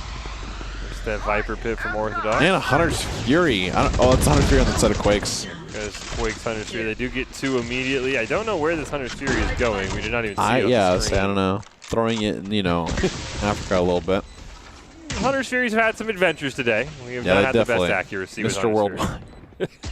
Oh, Burkon gets a great pick onto Snazzy. There's the revive onto Jolly, just like that. It's 4-on-2. But they do have the Viper's Pit, and they have a good flank here. I like this play from Orthodox as long as they can kind of get behind. Oh, they're going to find Piggle. Nice. Now they know where Orthodox is, but now they're running away. Oh, great shot from Stun. That was close. I like that. Yeah, I like that play from the Landslide. It's just Quakes just got the better of them. I mean, a lot of the times it seems like the one thing I kind of see now for the most part is Landslides get picked off a lot post-plant in spots I think that they shouldn't. I think that's a big loss of rounds, especially, you know, when every member counts in terms like that, right? So I think even one more there would have been a huge difference in that Viper's Pit. So I think the biggest thing from Landsides right now is you really got to make sure that you guys are kind of staying disciplined for your post-plant, or at least have the communication to, hey, what's our plan here, rather than just kind of like, oh, I'm holding this spot. Good luck. The other thing I do like is the Landsides and Quakes feel like very identical teams. That also helps they're both playing the Reyna, is that both these teams have done really well when Memphis on the Landslides and Jolly on the Quakes have gotten First Bloods. And Jolly's won a majority of those battles. As I say that, Memphis does get a great pick onto Burkon before Jolly gets a nice trade. And I think that's the one thing. Both these Reynas kind of set up what the rest of the team wants to do. And there's Restro with the op, getting the kill onto Orthodox. Makes it a 4v3. Yep. Oh, just like that, but he gets a pick here. Last player standing. Jolly is in the spawn. And, okay, nice. CC gets a kill. All right. Well, got one. And I mean, Quakes are looking dominating right now. are. I mean, granted, you know, it's been a couple of econ rounds, but even on the non-eco rounds, just, I mean, Quakes are just playing phenomenal today, it seems like. Got the momentum from last game. And that, I mean, taking a look at that replay, that felt like a miscommunication because Orthodox was pushing Piggle in the tube, then turned around and got Memphi kind of just stuck where Piggle was looking right at him. Yeah. I feel like you want to just try and sandwich that Sage, use 2 of your members, use your numbers. Yeah, we get another eco round, and you start to wonder, okay, I mean, you have to eco here, then you can get one more good round. I mean, we can be looking at 10-2 at the half easily here for the Quakes. Also, I think we kind of need an ult from Snazzy here. I feel like it's been kind of held at least like 3 or 4 rounds now. And Restro with the op has been a fantastic job. Does hit Deadshot here, so they will be quite lit here. I feel like I think Deadshot saw Restro. You just need to ping that and use the Hunter's Fury. Yeah. They just let him get away for free. Now Snazzy goes down, so we will not get a Hunter's Fury this time. The Empress is also up. Oh, nice shot there from Orthodox. Ooh. For some crazy. Oh, great dart. That was cool. There's some good dodges here as well. Memphi Ooh, does hit him. Pretty low there. Marshall. I'd like to see Restro maybe just pop those knives and charge in. They are all very low. I was like, what? Ooh, they are very low now. Memphi does get one. So 3v3 here, but you know the side of Quakes, they got at least one low, whereas Landslide's got 2 pretty lit here. But Piggy is holding this down. So maybe they'll kind of get a pick here. It turns out no, they'll go all the way around. 30 seconds Little left. B rotate. I like that. I like the B rotation. Yep, they have Empress still, which is their highest HP member, so that's in their favor. Although they have a Marshall Empress. Marshall Empress is the play we're looking for. Be cool. Hey, if he pops off, Memphi's hit a lot of shots. I think true. Orthodox has as well. There's a reason why the Quakes. And There's doesn't another need one. it. Oh, there's the heal. Nice. Love that. That's 2 full health members for the Quakes. And remember, Piggle's probably going to stick this defuse if given the opportunity. Yep. Memphi's got to challenge him. Oh, Burkon just great live off. job. Oh, he gets it, but he Oh. can't land it, and Piggle turns on him. That was a fantastic teamwork from Quakes there, by the way. If Vipers, round like, if in the the twin half. snakes thing did not go right there, he actually would have lost the round. That was fantastic. And I just love that Piggle's going to stick it. I Yeah, don't know if yeah. teams realize that yet. It's a great no-scope, trying to clutch it. Just missed, I think missed the one chance at the right click that would have won the round. Yeah. I mean, it would have been close, too, right? I mean. Yeah, it would have been very, very close if that right click even would have come off. As you said, that Viper slow had to be in the perfect spot. Yeah. I just love Piggy's, you know, determination. Blocking sight. They're going to drop that Sage Wall, and they are not letting go. You said pros don't fake. It's true. And it's worked twice here. And a lot of Esports Tower members have faked, and I think maybe they're used. Okay, he's just gonna fake. He's not gonna. He's not. If it hesitated, they'd have lost the round. We do see an A push here from the Landsides. They already lose one member. You might as well use the Hunter's Fury at this point. Yep. You don't have another chance to use it here, Snazzy. And Landsides kind of need this round for momentum-wise, but it seems like Quakes are kind of just running through them at this point. Oh, they're going to get a huge flank here from Burkon. I don't think they're going to be expecting it. Burkon, oh, he's just going to wait this one out. I like the spot. They're not even checking. Oh, okay. Oh, he's going to get a huge flank. He just has to wait. There's Snazzy. This is the easiest lineup ever. There we Burkon go. gets a triple. Nobody checked the corner. And it's 10-2 at half. I love the trigger discipline. He wanted to so bad when he saw the first two, but he was like, "Where's the third?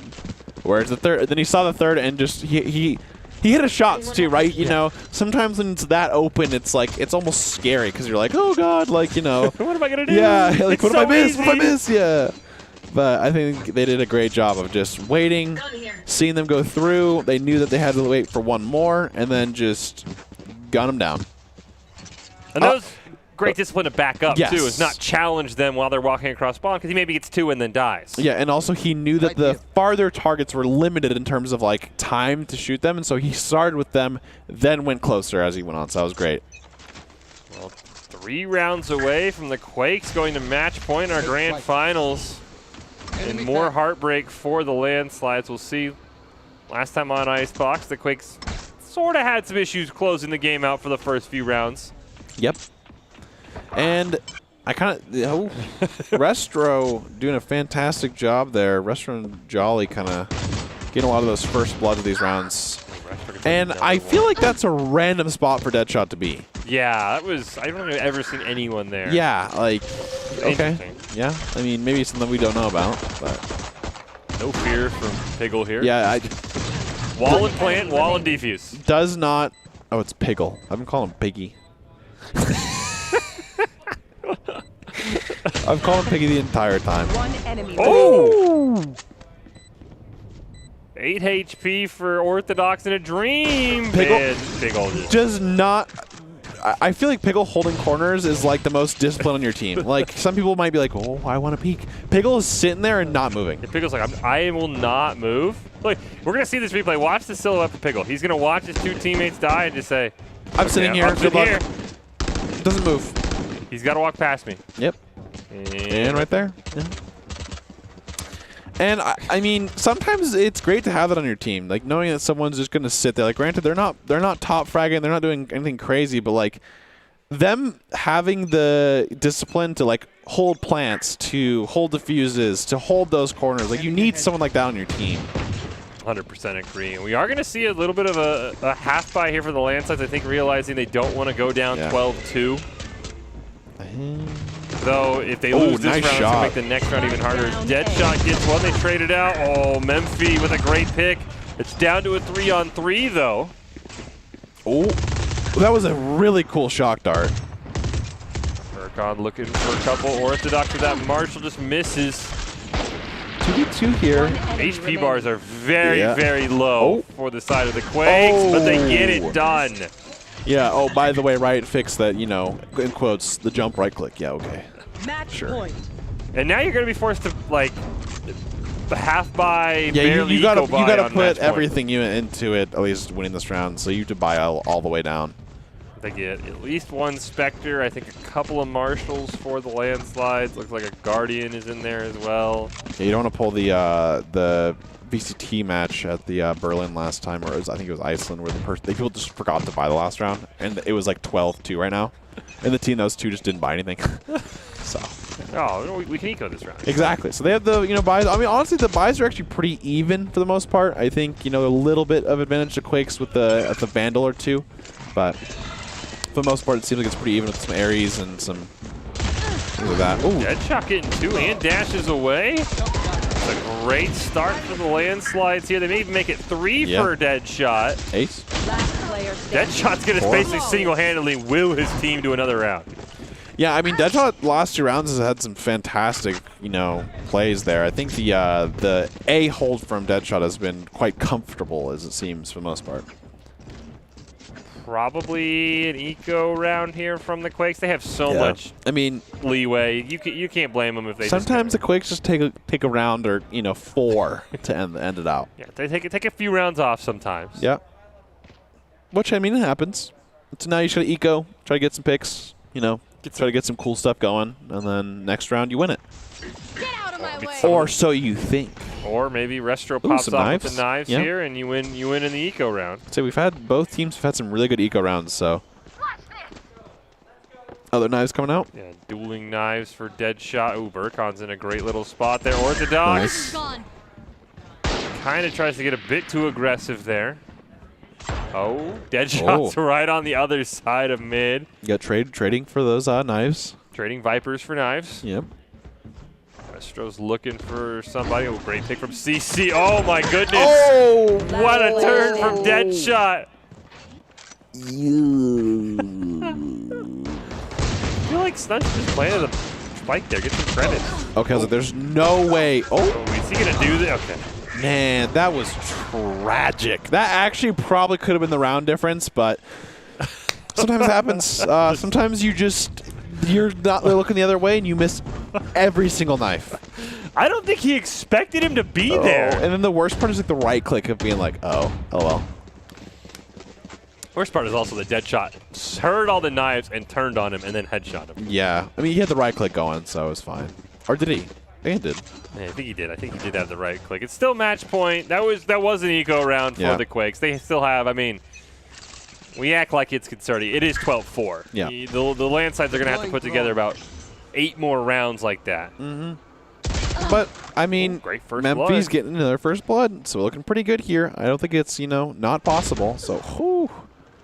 All right, maybe we're going to go one more round at Yep. least.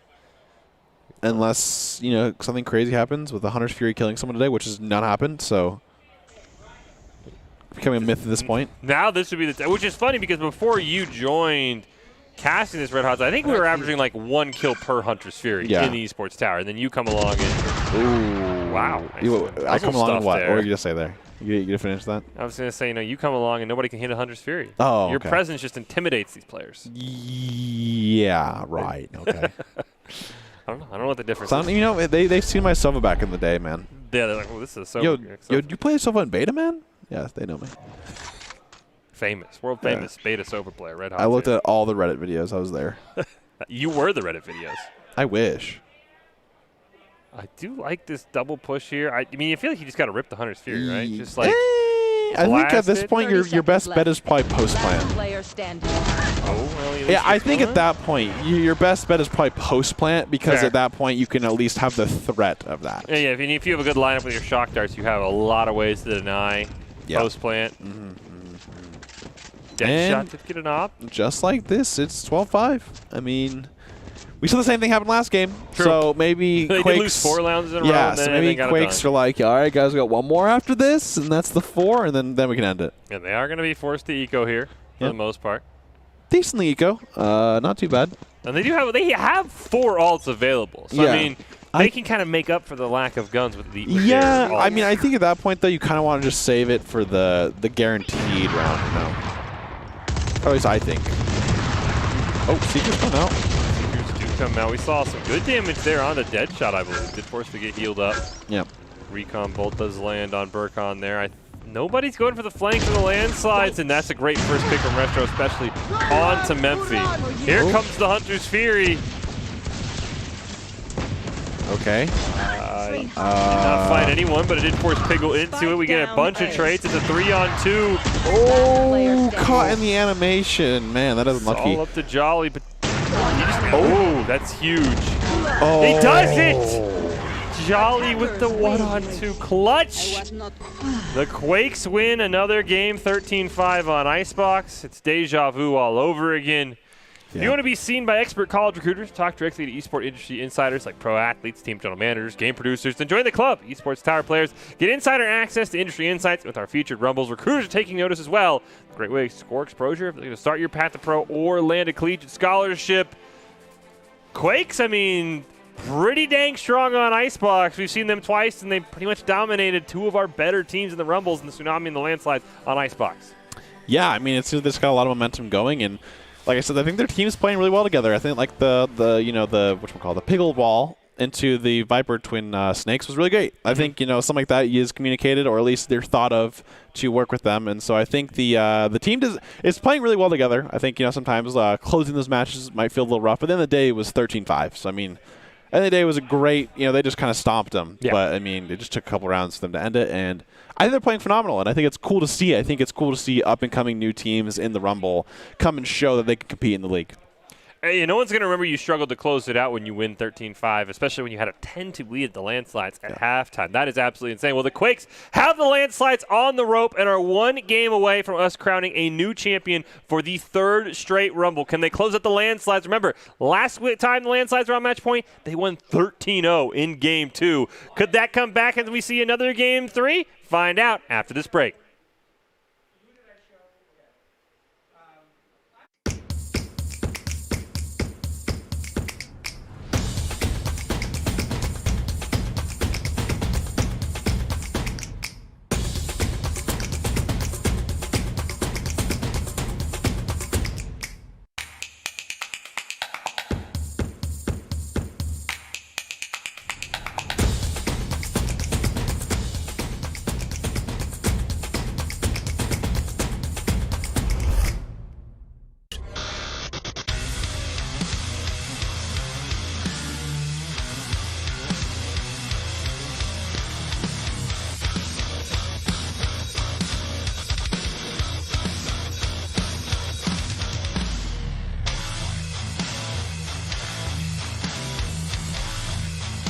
room at this point. Oh, they're going to get Because you're like, oh god, like, you know. what am I going to do? Yeah, like, It's what so did I miss? easy. What did I miss? Yeah. But Visit NationalGuard.com to begin your guard adventure.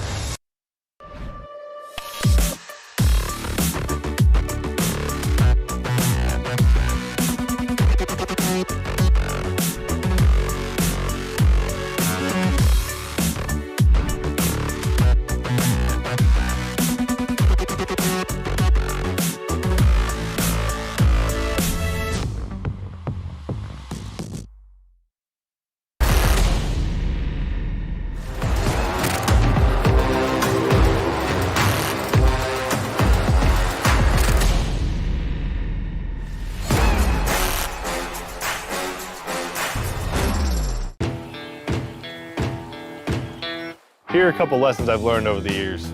Friendships come in all shapes and sizes. And always buckle up. Seatbelts save lives. That's a rule we can all live by.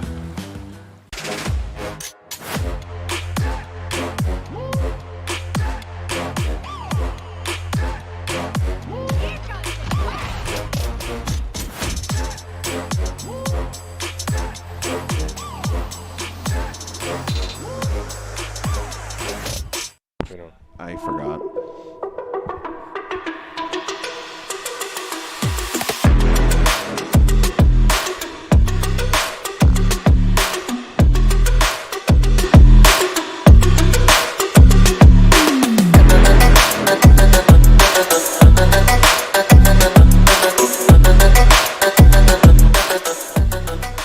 Welcome back into this broadcast of the Esports Tower Rumble in Valorant. We're broadcasting it live from the Boise State Game Pants Esports Arena. And for the second time in a row, we're at a spot that no one would have ever expected. If I told you coming off our Summer Rumble series, the Landslides would be in the grand finals facing Match Point, you'd say, oh yeah, they're probably just absolutely bodying teams because they won 8 straight. Well, the fall, it's a different season. It is different teams. And the Quakes have the Landslides on Match Point for the second grand finals in a row. Last week, they absolutely blew Tsunamis out of the water. 13-0 in Game 2. Landslides ended up losing that in an epic Game 3. We'll see if the Quakes can shut the door, be crowned champions as we head to Bind. Fish and Red Hots here calling all of the action. And, I mean, the Quakes kind of absolutely bodied the Landslides in Game 1. We go to Bind.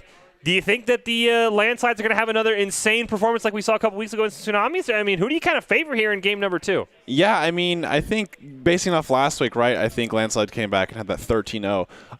I think the Quakes are looking really good right now. I think the biggest thing here that we'll most likely see is I know Landslides played a pretty different comp last time in terms of like their icebox to bind angle here. So I think the biggest thing is I think comps will play a big reason. I think the CC Sky wasn't looking too hot as it usually was doing pretty well, but it seemed like something was off, or it wasn't like clicking with the team on Icebox at least. You didn't hear a lot of those flashes go off. You didn't see a lot of those seekers, and so I think the biggest thing is maybe swap that around a little bit. Here is our bracket. Here is how we got here. Quakes took down the Tsunamis with relative ease. Landslides did the same to the Infernos in our semifinals today, and now we are on Match Point. It is Game 2 of the semifinals. Game 2 of the grand finals, just around the corner. Quakes looking to close things out against the Landslides. Before we get to that, though, we do have Doc's keys to the game, which are focus angles and flank, know your win conditions, count cards, call abilities, and click heads. It's all presented by Esports Tower. Score pro advice at esportstower.com. Improve your game sense, improve your team play, improve your performance under pressure. You'll get matched with great players and professional coaches to help you rank up. The Quakes surprised everybody. Took home Game 1 on Icebox in a dominant fashion. Good, 1 game away now from winning this week's championship, being our 3rd straight new Rumble champion. Good news for the Landslides, though. We are headed to Bind, which we have been told is one of their stronger maps, and it's a map that helped them level the series last week. Will the Quakes come out with a statement? Will the Landslides push us to a Game 3? We are about to find out. And we get a bit of a agent change here. We're going to see Deadshot, at least for now, hovering that Sky. I thought he was great. He's actually going to lock it in on that Jet. Memphis on that Jet he's a lot more comfortable in. We see here, Quakes, they know what they're up against. They have full locked in already in a comp. We have not really seen them play in terms of who's on what agent. Yeah, it seems like for the most part we are seeing both Astras, which I think Astra on Bind is actually just like way too good to not use it. I think Viper does well, but I think Astra having the opportunity to basically play both sites at the same time with their smokes and their concusses and all that good stuff, she gets a lot of value. And a lot of people play Raze on this map as the double duelist. It seems that the side of landslides are opting for the one duelist comp, whereas the Quakes are kind of going for that too. We're seeing Deadshot on the Sky. It seems like they kind of figured that, hey, maybe CC playing the Sky last game didn't do too well. Let's kind of swap it up for the Sova, and yeah. I do like Orthodox on the Killjoy because there is one thing that if you've been watching for a while and you've been watching the landslides, you might notice that Prestige and Solix aren't here. They just weren't able to make it this week. I'm sure I think they've been told they'll be back next week. Orthodox and Deadshot just filling in as free agents, and they're used to Solix on the Killjoy, Prestige almost always on the Sky. So this is also a team comp. I think a lot of the members of landslides are just more used to playing, which I think that familiarity might also help them here on Bind. Yep. And I really want to see some good Raze ults coming out through. I think the last time we've kind of seen Razes on this map, it hasn't been as big of an impact as we would like, right? So hopefully we can see some cool Raze plays kind of go off here. And they've been playing really well today, so let's see how it goes. Sad we're not going to see a Cypher and U-Haul spraying with the Odin. So we're going to see a great first kill from Memphi there before he does get traded out. Restro just putting some smokes down and a great use of that wall as Deadshot picks up another one. Flash does go out there. We get a nice trade. Healing them up, and looks like they're kind of rotating over now. CC all alone for now on this A site waiting for his team. Yep. Ooh, nice shooting there from CC. Burkon looking to hold down U-Haul all alone. Gets overwhelmed. Last player standing.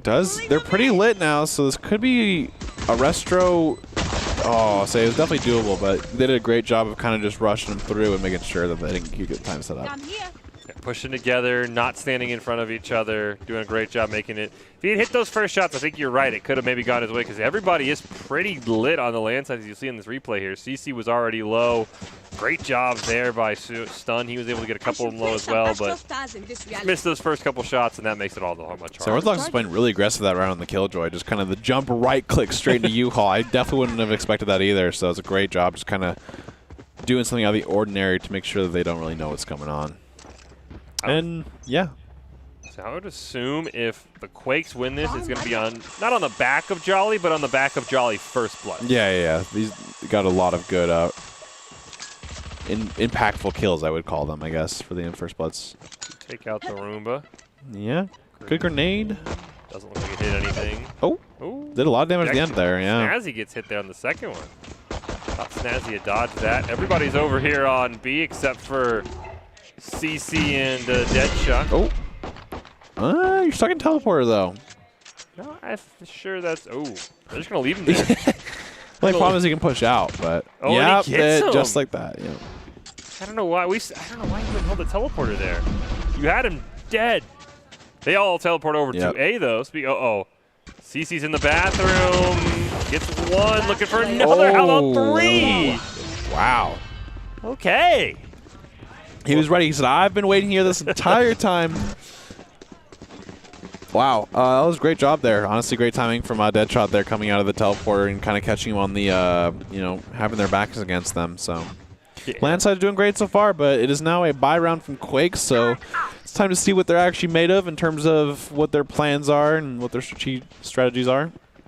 So far, the agent change has paid off huge for the Landsides. Of course, we still have a long way to go in game number 2, but CC doing incredible on that Sova. Haven't really seen too much from Deadshot in terms of the Sky utility. Just a very solid player on that agent. Really kind of getting ready for a tap here. Yeah, but it isn't Marshall. Jet Marshalls. Memphi likes them. Oh, just like that. Yeah. That's a really great kill there coming from Memphi here. Really sets the tone of the game, especially at the start when you're on a save round. And it looks like they're all going to push up and get that gun. Around the corner, though. Oh. Dox at least stops the spree at 1. That was kind of a cheeky play, honestly. Kind of having 2 there, ready to go. I've seen a lot of teams do that. Nice flash coming out there, but Deadshot unfortunately walks right into it. Restro. Nice little 2-piece. It's up to CC. Spike planted. Oh, okay.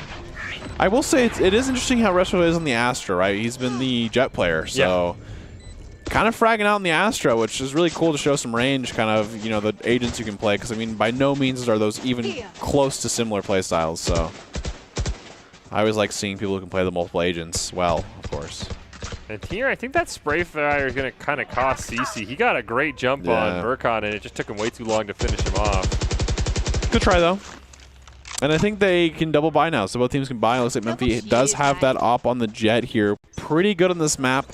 Showed that, with the Marshall, they're kind of warmed up and ready to go. So hopefully we can see some cool op spots coming in. I'm curious how Restro's going to use the Astro Wall, because my only criticism was on the Jet. He was very, very hesitant. As Jolly gets another first blood. Oh. Turns away. Orthodox gets one pick with the judge. Woo, that was really close to stun. That was a 15 HP Sky for you. Memphis in mid, by the way, with that op. It's a very interesting place to come from Hookah and try and op defensively, and Restro's going to try and hold him down, and CC gets a nice little pick there. It's a 3-on-3 with the spike down. Ooh, he heard it. Oh, nice shot. Man. I feel like Stun's been on so low, but just keeps getting more kills. Seekers come out, and the Astro Wall come out. That is a great play there to kind of cut off the landslides. Oh. Peach Wall concussed, which was interesting. Yeah, you had to assume that somebody was following that Seeker, by the way. And I feel like even if no one is, right, you're at an inherent disadvantage peeking with concuss. Yeah. Because you can't see.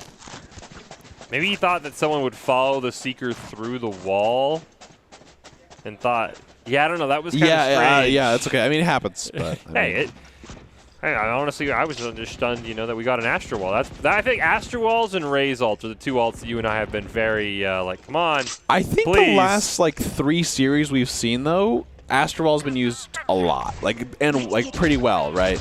I was worried Restro was going to hold on to it, because, he held on to knives for 7 rounds, so I was like, okay. He's been doing great, though, so, hey. Can't criticize. If you don't need the ult to kill people, I can't be mad about it. The one thing I will say sometimes with Dissipate Astro Wall is people sometimes kind of go with the diagonal angle, and sometimes I'm like, I think you just have to straight shot it sometimes. So. Got caught there, but did luckily get out in the dash. Nice flash. The Piggle. Oh, great shot. Burkon looking for it now. They get a nice trade there. The Raze bot was the worst when you have to reload and the Raze bot's coming in. You're like, well, here's my fate. Guess I'm dead. Yeah, I agree. Orthodox. Ooh, Memphian stun here in a nice little battle. Wow, great concuss there for the Astra. That was phenomenal. This Astra is just being annoying. The Quakes are on top. I thought the landslides had a great start to this. Yep. Granted, annoying in a good way, just to clarify. Yeah. When I say Astra be annoying, it's a good thing. It means you're doing a great job having those concusses and smoke and stuff like that. It's really hard to play against. But I think they concussed Memphi twice in U-Haul. Yeah. First time he got caught trying to dash and it pulled him back in. Oh, yeah. Well, I think it was the end animation that concussed him. Yeah. So. Got caught and, pretty even more so for landslides. Obviously, CC's kind of above the rest, but since they're kind of all doing a great job there, fragging out, or doing their best job, and, Quakes are kind of come back at this point. They started off 2-0, but now it is 3-2. We get another op from Memphi, by the way. If he can afford it, I would think so. But then again, I don't think he's gotten a kill. He has one somehow. I don't know if he's gotten really a kill yet, besides the Marshall kill. There it is. Okay. Great job, Jiggle peeking there. He's trying to take down Piggle on B-Long as well. He finally does retreat. Got a handful of ults here for the landslides. Maybe 100. I feel like Hunter's Fury here, maybe. Yeah, we haven't seen that too much. Is Hunter's Fury down Hookah? Or a little, if you have Recon Drone, you can always do the 1-2. Classic. They do have that Killjoy ult as well. So they're kind of just playing slow here. I guess they're kind of just waiting for stuff to see what's going on. But I don't know if they really want to commit here yet, or if they're just waiting for something. I would like to see either the Hunter's Fury, or if you're not quite sure where they are, at least Killjoy them off B, because you have a nice setup on A. Yeah. You have 3 on A. If you force them over towards that A site, you might get a couple of picks. 30 seconds left. You see 2 members of the Quakes rotating over there, but the spike now finally will move as well. Yeah, they don't have too much time left, so they got to start making something happen pretty quick here, or they're not going to have enough time to actually get site and plant. Everyone did bail, though. It's actually a 4-on-1 now for the landslides on A, because Deadshot and Memphi, who were on A just about 10 seconds ago, bailed on it. Snazzy, though, gets 1. Here we go. Going to try and plant behind the wall. Barely gets it off. Pulls the pistol. Snazzy got stuck reloading. Okay, now they're both reloading again. Oh, nice job. Yo, 1v3 and Jolly is too far away. Jolly is no one. Unless they don't stick, maybe. Unless. Stick. CC had a great angle as well. You just gotta stay alive here if you're Jolly. Ooh. Or you can frag out and not get a kill and die. Did a great job dodging the flash. Yeah, that was good. That was a great sandwich there. Yeah, I don't really know. I guess Jolly was trying to clear out B and stop a rotation, but his team just died too soon. Memphi gonna eco here, gonna probably pop those knives, you would assume, if he just has a pistol at the moment. Yeah, I was thinking maybe Jolly, thought they could get there faster, but the enemy team was wary of their position. Yeah, that round just took too long for me. If I'm a Quakes fan, they just I'm a Quakes fan. I don't have a rooting interest, but if I, speaking for the Quakes fan, I didn't like how long that round took. Yeah, that's fair. They do. Yeah, it seems they're pretty indecisive. Yeah, they want to sit hookah and they want to pick. I like this play. Accidentally went too far up on the second. Second rocket path? Pack. Yeah, it's called. Jump pack. Yeah, the second jump. Yeah, sorry. Holy. We have esports tower players, when they leave their feet, they have not had very good that luck is true. regardless That of is what true. agent they play. Besides last map on Icebox when Memphi jumped up in the air. Do you remember that? Yeah, that worked out. No one else So has had take any that luck. one. Mainly it's been the Jets. Snazzy with the nice pick. Hey, this is a good game. 4-3. Yeah, it seems like they kind of keep rocking 2 rounds in each way. For the most part, it seems like, okay, well, you win 2 rounds, I win 2 rounds, you win 2 rounds, But Eco here from Quakes, although it seems like they have a decent amount of money, but they only have enough for like 2 to buy. So they're probably just going to kind of do a little bit Eco here. Seems like Landside are doing a pretty good job at like just stopping all kind of pushes no matter where they're going, even if they're spread out. And then Memphi has it op again. Kind of holding it, playing around. I do want to see this NA push from the Quakes, because I feel like they've had success early on with just shoving A. They've lost their momentum as Memphi gets one right onto Burkon in bathroom. Ooh. And Jolly's now going to peek with the Sheriff. Oh, nice shot. Through the wall. Oh, nice job there. And just keeps peeking. Oh, nice shot. Okay, that was a quick round. Hey, they said you said to go quick. I did say go quickly on to A. I guess I kind of baited them. And they said quick to next round. All right, GG next. That's okay. Now they can buy. I haven't liked their B pushes at the prop for Quakes. Their B pushes have been kind of like, we'll all sit in hookah and hope someone gets a kill somehow, and then we'll all push. It's just hard because, I think at the end of the day, you're trying to bait Astra Utility because, when Astra Utility is up, it's really hard to push through hookah. And usually they kind of had Memphi in that long push. But it seems like they kind of can't really commit to something, or at least, like, they can't sync something up, I guess, right? They need some ults. They need to use some, maybe the Astra Wall, maybe the Killjoy ult. But instead they're kind of just like, we should just look for more, recon or something like that. So. I like what Jolly's going to do here in that teleporter. Jolly's going to wait. We've seen a couple players do this. It's cool when it works. So far, I don't know. CC on that Sova.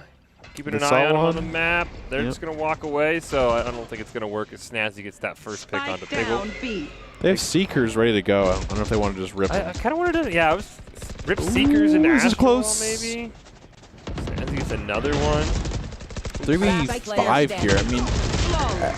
The weird thing is they're buying, but like, I don't know. It doesn't feel like they're doing anything with their buys. They're just buying because they know. They had a lot of ults up too. That's what I'm kind of. They had 4 ults up and didn't use a single. Or of course the Empress is reactive. You can't revive on the Sage when you're the first one to die. But yeah, just pop Seekers.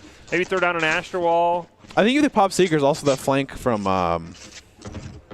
Raze there is pretty good. It would be huge from the flank, but. It seems like it's just kind of going downhill for the Quakes. I think it's still, definitely winnable. It's not Doom or anything with that. They just need to kind of talk together and kind of figure it out what they need to, fix for. Oh. Ooh, does get the miss there. That's going to be a good opportunity. Nice challenge there. Nice trade. Okay, never mind. Not a good trade. I didn't mean that. Hey, they got the op. Red Hot said that's a good trade. Your whole team for the op. Okay, first it was like a 1-for-1. And I was like, that's pretty good. And then the rest came. And that was... I don't know if you want a conga line down mid. It feels like a bit aggressive. It looked like they did great. If you think about it, they're speed running their eco rounds, dude. They are not about it. I don't know. Hey, I mean, you know, I like that. I don't like when teams are like, oh, we're ecoing, but we're going to play slow. I like that. You know what? I have a sheriff. All right, I'll get in there. I agree. Maybe I'll land a crazy headshot. Oh, see, Seeker's off rip. Here we go. Look at that shot going. Hold it out. Okay, just kidding. I lied. Oh, there's Jolly. Seekers are so cursed. You will not kill my Nice ally. revive. Okay, on yeah. Vercon. Oh, Hunter's Fury. I Nice. do not see it on the map. They do get a I don't Killjoy. Alt out. Okay, QB. Memphi gets a nice one. It's a 3-on-2. Just use your Oh, Seekers. he's got him hooked got him here. Well, he kind of gave up his angle. Last player standing. Oh, that was a great shot from Fickle there. And at 1v2 here, could make it potentially, you know, a 1v2 or like a 1v1 here. You got to push. Yeah, I like Jolly and Pickle. They're pushing together. Oh, I like this spot. You kind of wait for him to plant probably. Oh, just Spike need to down, find B. that. Still a 1v2. You just rip Seekers here, Yeah, I feel like. I also like the plant's position here. that's It's a good pretty plan. safe. One enemy remaining. One. Oh, Oh, nice spray transfer from Orthodox there. Gets the defuse. Wow. All right, the landslides just... They won a game 3. It's not 13-0, but it's still pretty dominant. Yeah, I mean, This is Last a round. 6. the thing I right don't here. get though is like, there's one play that he can do, and that's to push you for the bomb. That's it. And I think if you're gonna double peek him, like you got to communicate a little bit more of like, hey, we're peeking now. But at the same time, like your team should be the people who are like, yo, just play time. You know, that's how you get your dubs. And you knew he was there because he had already killed Yeah, one exactly. of the... Yeah. You can't be like, oh, I don't know where he was. Maybe he's in hookah. You knew he was right there. Yeah, and it's like you can't really flank you. You're just holding the angle. Yeah, that was... But hey, next round, Landslide is doing great, fantastic. Can't take it away from him. Win here. Oh, here we go, like that. And just like that, that's how you gotta start your round. Here's the Seekers. This is the final round, so every Yeah. ult will probably get used here. They're going to know exactly where Deadshot is. I mean, you win this, 8-4 feels pretty strong going into half. wow. That's a great job by enemy remaining. Restro. And Jolly and Restro getting all the kills that round. Actually, no, I think there was one from someone else. Wrong. I like the. See, that's the race play I like though. You know, you catch them off their toes when you're running with the judge. Jump packing to Right them. into the op, too. And so Memphi doesn't have a great close Yeah, range exactly. answer to the op, Yeah. with the judge with an op out. And just like that. 8-4 feels a lot better than 9-3 as we And switch sides. if they reverse that, they win. Oh, 12-4. Almost. I mean, but you win a pistol round here if you're the Quakes. Yep. Then you're pretty much favored in the next round. I mean, you go 8-4, 8-6 just like that. Yeah, I mean, it seems like Quakes are doing a little bit better in the last couple rounds, and I actually think Quakes' defense is usually what's their strongest suit. I think they play defense in kind of a unique way. They aren't afraid to push out in certain angles. They aren't afraid to push up mid, or they aren't afraid to push out other angles or flanks. And so I think they do a really good job of that. So hopefully we can kind of see that turnaround here. Maybe that's the big difference. So. They do get the wall down in time. I think the dog did just land on a Jolly, so Memphi wants to challenge, but Jolly does get away. Yeah. Ooh, maybe. Oh, Memphi's actually going to say, no, you're not going to get away. Gets another one on to Piggle. So much for winning that One pistol enemy round. remaining. Yeah, and wow, Landsides came in here quick. Well, you said, I mean, the Quakes really speed run anytime they don't have real guns. Yeah. They really do speed run the pistol rounds and the eco rounds. Hard to speed run defensively, but somehow they did it. Yep. I like this play by Memphi, too. I do too. I think it's a really aggressive play that they kind of need to kind of keep them on their toes, and you have different angles there, and it's really hard to kind of react to when you have multiple people in different angles. And getting stuck, and it seems like the healing animation where they just heal themselves, so couldn't really do anything else after that.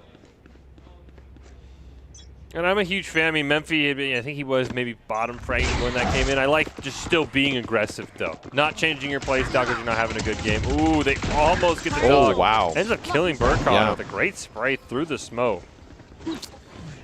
I would say I always do like when, you know, even if you're not frag out and stuff, like being the duelist that your team needs sometimes. And that's just sometimes you have to just go crazy and create space for your team to take advantage of that, right? Rather than just kind of sitting there and not doing anything. They should know there's one in Bath because they did shoot at Memphi when he tried to jump to heaven. He gets Yep. a great pick onto Restro, though. 5-on-3. Ooh, Piggle with a nice relocation. Should be able to take out Memphi. Maybe this round isn't as over as I Player thought. standing. Jolly gets the 3-piece.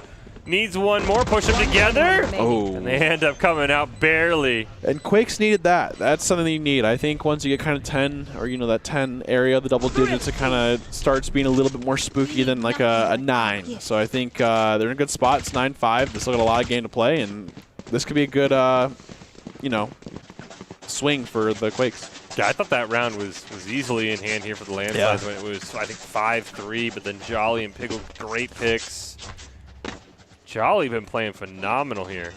Almost got a 4-piece, but CC got the nice headshot onto him. Yeah. And just like that, we got a huge gun advantage here for the Quakes. So if Quake wins this, they're only 3 rounds away. So this is a big round for them to Quakes. I also like the landslides going for the 5 frenzies. And they're going to hold forward here, it seems. And they can get a pick. Oh, Piggle got caught. Got the wall off, though. Wall does help quite a bit. They should be able to take care of it, though, with that Asher Smoke. CC's just going to lead the charge. Does get immediately blinded. We have seen some very interesting eco round strategies. Memphi wasn't on board, though. And it was going great until you just get actually firing squatted.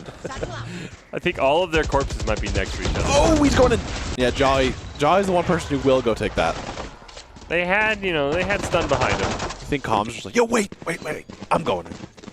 I wonder what the comms were after you see that kill feed. Yeah, I mean, so it's done. Just probably like you down. it's like the nice, That's usually. Oh, I wanted to hear the landslides. Feel like, guys, we're going. Yeah. Oh, we're all blinded and we're all dead. Yo, we got Sage. Go, go, go. There's a wall there, and then just. Yeah, neither of these teams are a fan of pistols. I've taken. Anytime the attacking team has had to eco so far on bind, they're like, okay, whatever. Just like we're gonna go in, like we're gonna conga line you down. We might get a kill. We might just all die in the same spot. Yep. And just like that, 9-6 here. Both teams are pretty even in terms of guns here in eco. We do have the Empress available. I know Jolly can kind of turn around with that, so we'll kind of see how that goes. Ooh, great pick to start. Now I want to see the Empress here, nice. but does get picked off by Deadshot. Deadshot with a great turn as well with the flick. 3-on-3. Yep. Really close to an ult, I think, so Deadshot should be able to get the plant down. Planted.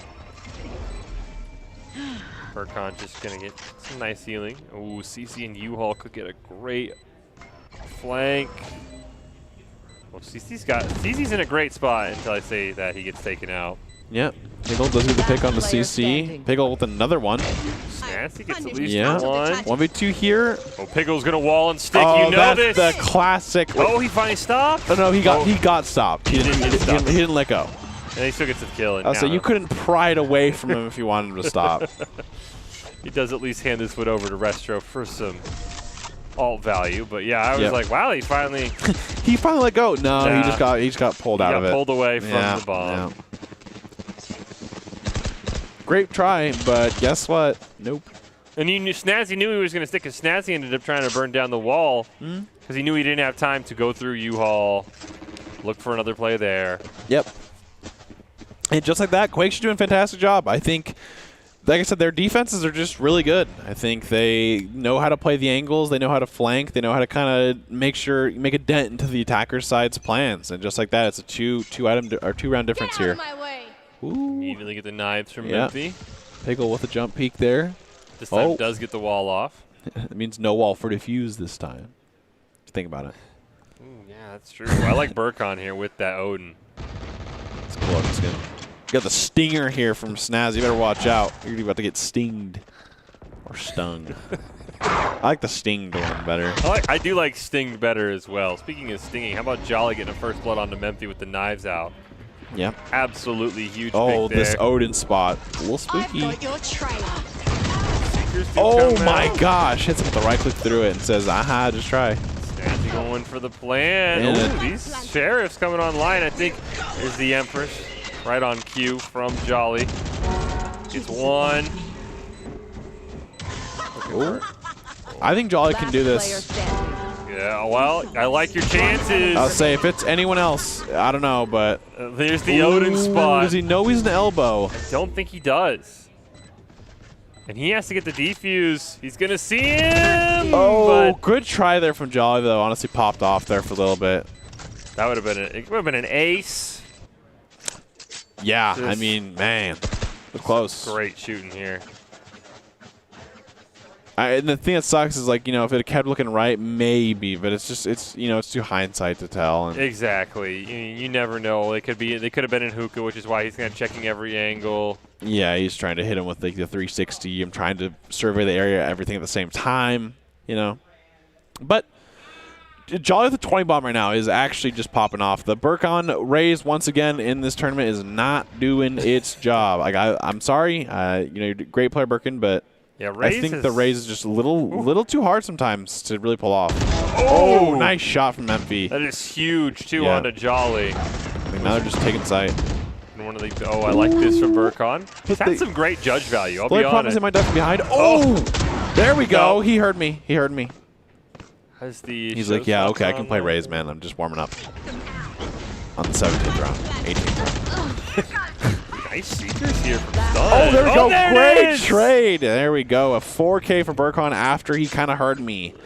So, He said, once again, yeah, come on. that's how we got like to use Raze there. I think you got to use Raze really aggressively and kind of untraditional for you to catch people off their guard because it's not really going to work, I think, better than Arena if you're just going to sit there for that. But this is what I'm talking about right here.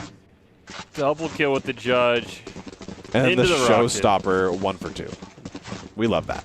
I feel like if you know there's a raise up, you should not be that close to each other. Especially when you're the last two members left. I mean, think about how he's been doing all game. he's still at the He's still tied now for Piggle with that 4K. But hey, that's what you got to do to make the difference. Sometimes, even if you are having a bad game, you can always be in games. That is genuinely true for Valorant, especially other games as well. Like, just because you're having a bad game, you can keep trying, and you can eventually kind of have your moment to make the difference. And right there, that made a difference in the rounds. Yeah, that gets us back to 10-8. He's doing the judge again. Here we go. They're going to push into it. Yep. Deadshot and Snazzy feel like they know something's up. Well, he was kind of the sacrificial lamb that time. We do get the attacker Killjoy coming out Yeah, here we from go. Orthodox, trying to just get him off site. Stun. Three-piece here. Yeah, I was saying. It's out of the Killjoy just barely. Yep. Memphi's going to get a great... Never mind. I thought Memphi was going to And just like that, Quakes are 1 round away. They might have to eco this round, too. I think they do. I think that was the 2 rounds in a row of them buying. So, Yeah, they... yep. Yeah, they have to eco. So And we're looking at 10-10 here unless something crazy happens. yeah, that is true. And hopefully we kind of can see something cool. I like the frenzy strat they tried last time. The only problem was, Astra kind of messed that one up. So Astra smoked them, and then they just got absolutely firing squatted. But they did try their best. That's all we can ask for. Yep. We do have a Marshall. We have a Shorty. I think if you're on the side of landsides, you just drop the Marshall from Memphi. I think Memphi has been doing a fantastic job on the Marshall. And I think that's something that people I feel like don't try to do enough is like, if you're ecoing, and I think, I think the Memphi does a fantastic job with the Marshall. Not saying that, Orthodox can't, but I don't know. I think sometimes it's worth the whirl to try to just buy him and let him go at it. Let him get a headshot. Yeah. I mean, I do. Maybe he'll dash in. We've seen Jets get very aggressive. Maybe he wants to dash in, Shorty somebody. Does he have a shorty? Yeah, he does. Oh, okay. Yeah, Memphi did pick up the Shorty this round. So maybe that's the goal, kind of. Or maybe Shorty somebody out of the teleporter. Yeah. Rip it. Did dash. Did get forced to use his dash. Got scared by the Roomba.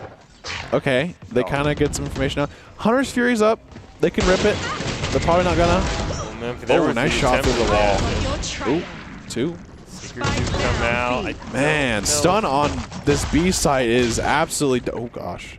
2-on-2, 2-on-3, but you do have the Sage revive, and the gun difference Yep. favors Landslide. Here's Jolly. Flanking. Yep. Gets a great flank. All up to CC. Burkon picks up the kill, and 10-10. There we go. Wow. We kind of. I mean, honestly, I will say Stun is doing a fantastic job on this B site. It seems like every single round is like a minimum like 3 kills, or like 2 or 3 at least before going down, if going down at all. And so I think they're doing a great job of at least holding that B side down, because I think if you hold B down, it kind of forces people to try to play towards that A, and I think if you're forced to play into A rather than like playing A around your own will, it's a little different. I mean, I know it sounds weird, but when you're being forced off a site because Stun is just absolutely like Absolutely cracked. Cracked defense is just, it's really hard to actually go through. And they have, you know, the Sova ult here still, and they have Astral Wall, so hopefully they can kind of find something here with the Recon Dart and get something started. So I think at this point on the side of Landslides, you need a number advantage. You need something to kind of get you going, you know. So yeah, both these teams have really struggled attacking to create that numbers advantage that you're talking about. This is what we saw when the Quakes were down 8-4. It was a lot of like, okay, we'll go B, and then we'll just get all destroyed by, you know, CC, who I think almost has a 20-piece here, and they just never could create a numbers advantage. Memphis looking for a small angle. With Piggle, who picks up first blood in a very pivotal round. Shots in a great spot. Oh, has the Seekers come out. That was nice. D-Man ends up bailing him out. Piggle gets taken out 3-on-2. And the other two are pretty far out. So flanking from Hookah. Oh, here we go. Probably taking a ton of damage. I don't know if Memphis is going to expect Burkon to be right below him. Burkon could get a huge flank because nobody's going to see him. Yeah, hopefully they can kind of. I like how he's just kind of waiting for him. I know Burkham's taking his sweet time, but he kind of has to make this work, and does not, unfortunately, get the kill. But good try. I think I honestly needed to push together. Like yeah, Jolly I mean, needed to the only come problem out. is I think Jolly has a worse angle. Because like if you think about it, Burkham kind of just lost the 1v1 there. Yeah, Burkon did need to win that one. Yeah, he had the angle, and the problem was he just kind of didn't win it. So it was close, but now 11-10. This is a really close match here, getting to it, and I think Quakes have enough to buy again because I think they won last like 3 rounds. So they're not totally out yet in terms of that momentum wise or that eco wise. So this would be a huge round. I think if Landslides win this, we might see a game 3 on our hands. If Quakes win this, though, I think it's gonna be pretty hard for them to win that 12th round for the side of, or actually it'll be 11. I'm trolling. Yeah, it's gonna be very interesting what the Landslides do if they lose this because it's 11-11. Do you try and push for your own? But then if you lose, you're on match point and probably have to eco. So that is going to be something that's very interesting. The Landslides cannot get this done. This is game 2. Quakes have the 1-0 lead in our best of 3 grand final. So if they somehow come out on top here, they will be crowned champions. Yep, and they have the Seekers ready to go here for the side of Landslides. So Landslides have 4 ults ready. And I hope they use them this round because I feel like this is the round that you really need to win. I do like that Astral Wall. Oh, yeah, that's them good. From pushing into that blind that you heard. They're all going to take that teleporter. And I like the verticality, like, you know, straight horizontal there. Like, not any diagonal angles. Ooh. Great job using the Empress to get out of there. Oh, yeah, it's kind of hard with the Seekers coming out there. Orthodox gets another one. They get the Astral Wall of their own. They get the spike down. Yep. 4v3 here. They do have a revive. There's kind of a body on that side of the Astral Wall. It's like right on the other side, unfortunately. They're able to get it off. That makes it a 4-on-4, and they actually be able to pick up their guns as well, which is huge. This is going to be a huge 1v1 between Destro and Deadshot and U-Haul. Nice double blind. Yep. One, but shot in the back from Restro. And it's a 3v1 now. Here's the Hunter's Fury. Piggle, he always sticks it. Oh, he just misses the second one. No. No, I think he hit him, and that's what got to half. So he actually did hit it, but the problem was it was already at half, so he couldn't actually get it in time. Wow. Wow. That was an awesome round there. I mean, that was. And they win this because Piggle sticks it, by the way. Yeah, so he sticks it. He's not dropping that, never. So he does get hit here. Yeah, okay, you're right. He does but barely the thing get was, tagged. he already had a half because of Piggles, and Piggles does not drop the bomb or the spike here. Just know that. Now, CC was at 5 HP. I didn't feel like the spike was that close to going off. Maybe I'm wrong. Yeah, I mean. They could have just pulled off, avoided the Hunter's Fury, and probably won that round with ease. They made it a lot closer than it needed to be.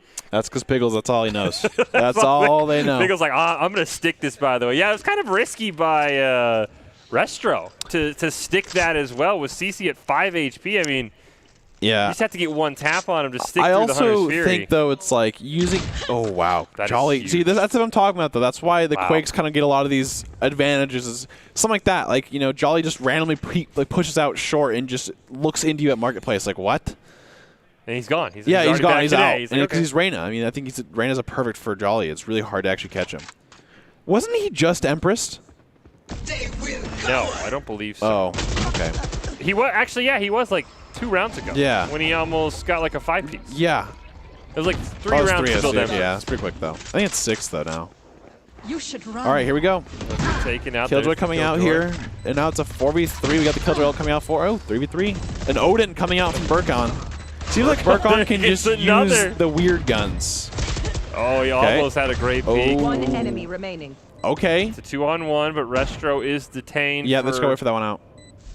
Orthodox just holding, just holding. They're going to try and sandwich him in U-Haul here. He dodges the blind. It's all up to Orthodox, and he can't get it done. And just like that, 12-11 Quakes. I'm pretty sure they have finally took the lead over the entire game. They've been trailing all game, but this time they are there. And Burkon is begging for the Odin. yeah, chat. he's You like, can hear guys, him. Please. he's like, the Vandal and Phantom is not working right now. Like, I need that thing. Bring out a shorty on match point, Burkon. Oh, he's pulling out a Judge, maybe? Although they don't have that much money, so Yeah, there's I the was Judge. saying he's definitely pulling out a Judge. With the rocket up as well. Hey, his showstopper last time got 2 kills when I was talking about it. They so. won the round, too. Yeah, so maybe he's ready to go once again. 12. And he's going back to the B corner, baby. There we Let's go. 12-11. Okay, well. This is huge. Oh, if they lose this, this could be game losing for the landslides. If they do not play this correctly, they get a great dodge on the first play. There it is, the double from Burkon to save it. Seekers come out as well. They're going to chase down CC. Stun is going to get concussed. Let me out. though. Oh my god. That was like a hold me back Astra. Burkon with the I big actually play. am surprised it didn't get more of them. Yeah, he got 2. I don't know how it didn't get 3. Enemy Oh, here we remaining. go. Huge. It's all up to Memphis. It's not looking good here, but Memphis could pull it off with this Bulldog. Oh, he's good. They're Oh, gonna. they're just pushing They're it. gonna push him, but Jolly, Wow. probably the most fitting person Yep. to end the round. Yep. Quakes get the win. They are the grand final champions here. Beating the landslides on what I've been told is the landslide's strongest map in recent Rumbles. Yeah. I mean, they've always looked pretty good, and it looked good there. I Wow. mean, by no means was that a stomp, right? No, it does be 12, no, 13-11. A little bit of, both teams struggled to attack, and really Burkon, we were critical of him the whole time, but if he doesn't land that double rocket, we're probably in overtime. Yeah. And you never know what's going to happen, so absolutely insane. Well, if you want to be seen by expert college recruiters, talk directly to esports industry insiders like pro athletes, team general managers, and game producers, then join the club. Esports Tower players get insider access to industry insights, and with featured Rumbles, recruiters are taking notice as well. It's a great way to score exposure, looking to start your path to pro or land a collegiate scholarship. Absolutely phenomenal job by the Quakes. They come out on top. We have now had 3 new champions in the first 3 weeks of the Rumble. Absolutely phenomenal. They changed their team up. Piggle and Jolly played phenomenal, the 2 new players on the team. And really it feels like we have sort of our hierarchy. It's Quakes, Tsunamis, and Landslides. Those teams like the best 3 teams. I mean, the Quakes beat both the Tsunamis and the Landslides, so they're on top for this week. But I think any of those 3 teams are probably going to be the grand finalists most weeks. I know the Infernos won week 1. They haven't been able to beat the Landslides since. So overall, fantastic Rumble, though. It is nice. As much as I love the Landslides and as much as it was fun to watch them dominate, 3 champions in 3 weeks definitely shows to how strong the rest of the teams are getting. Yeah, it seems like each week, there's a new team that's getting better and better, and it's really cool to see that, like, a rotation of new people coming in, because I think that actually, breeds more competition, right? It seems like all these close matches, like I said, the last game, the Landslides had the lead the entire time until it was round 22, I think, because it was like 11. It was 11-10 or something like that. Yeah, 23. It was 12-11. Yeah, exactly, Yeah, 12-11. And that just shows you that, like, Landslides played fantastic that entire game, but just Quakes just kind of pushed out there. And honestly, after that, you just kind of go into your next week, and you practice a lot harder than usually normal do. So sometimes it pushes you to your boundaries. I'm curious to see, again, nothing against Deadshot and Orthodox, but I do think Solix and Prestige just fit better on that team, especially of course. Prestige with the Sky. It's just so hard to replicate it. They tried. I mean, I thought Deadshot did a great job, but it's just so hard to play how Prestige does, which is just flash and then peek and then, kind of do whatever he wants with the op or whatever goes. So I'll be curious when the Landslides get back to full strength how this team goes. But now I have a very tough question for you, Red Hots. ICCU Player of the Week. I say Jolly. I mean, in terms of impact that Jolly had, I think the first game that they kind of played today, Jolly didn't have, I don't think they're top 5 by any means, but every first blood made a huge difference. And I think especially with these teams kind of struggling with attacks, I think that is a huge difference maker, is just getting that first blood and getting something going. I like the Jolly pick as well, but I do think how Piggle plays and that play style of always of just holding. he won them a few rounds. Of course, I mean, the semifinals in Game 1 weren't close when he was sticking defuses, but I think both new players played phenomenal. I agree with you. It probably will be Jolly, but I think also the fact that Pickle's like, yeah, I'm just going to stick this defuse, and like, you're not going to stop me. I think a lot of teams going against the Quakes in future weeks are going to say, like, oh, I can't, like, just – this isn't a bait. Like, I have to push. And I think it's going to catch teams off guard. I mean, we saw that play on Icebox with the perfect, Viper slow just into the hold. It was fantastic. Yeah, and I think, honestly, Pickles did a fantastic job. Not like a – standout star player or anything like that, but at the same time, they played their role perfectly. They played Sage. They had great walls. They had great, clutch diffuses where they put that wall down and just hold it down. If they were the last number, like, remember, alive, they would just sit in the corner and play that angle. They wouldn't peek. They wouldn't do that. They played exactly what their role was made to do, and I think that's one thing you can't just overlook by the team with that. Agreed. I think the other player, again, I don't think he'll win ICCU Player of the Game, is Burkon deserves a shout-out, but we'll get to that in a little bit, and it is actually going to be Burkon.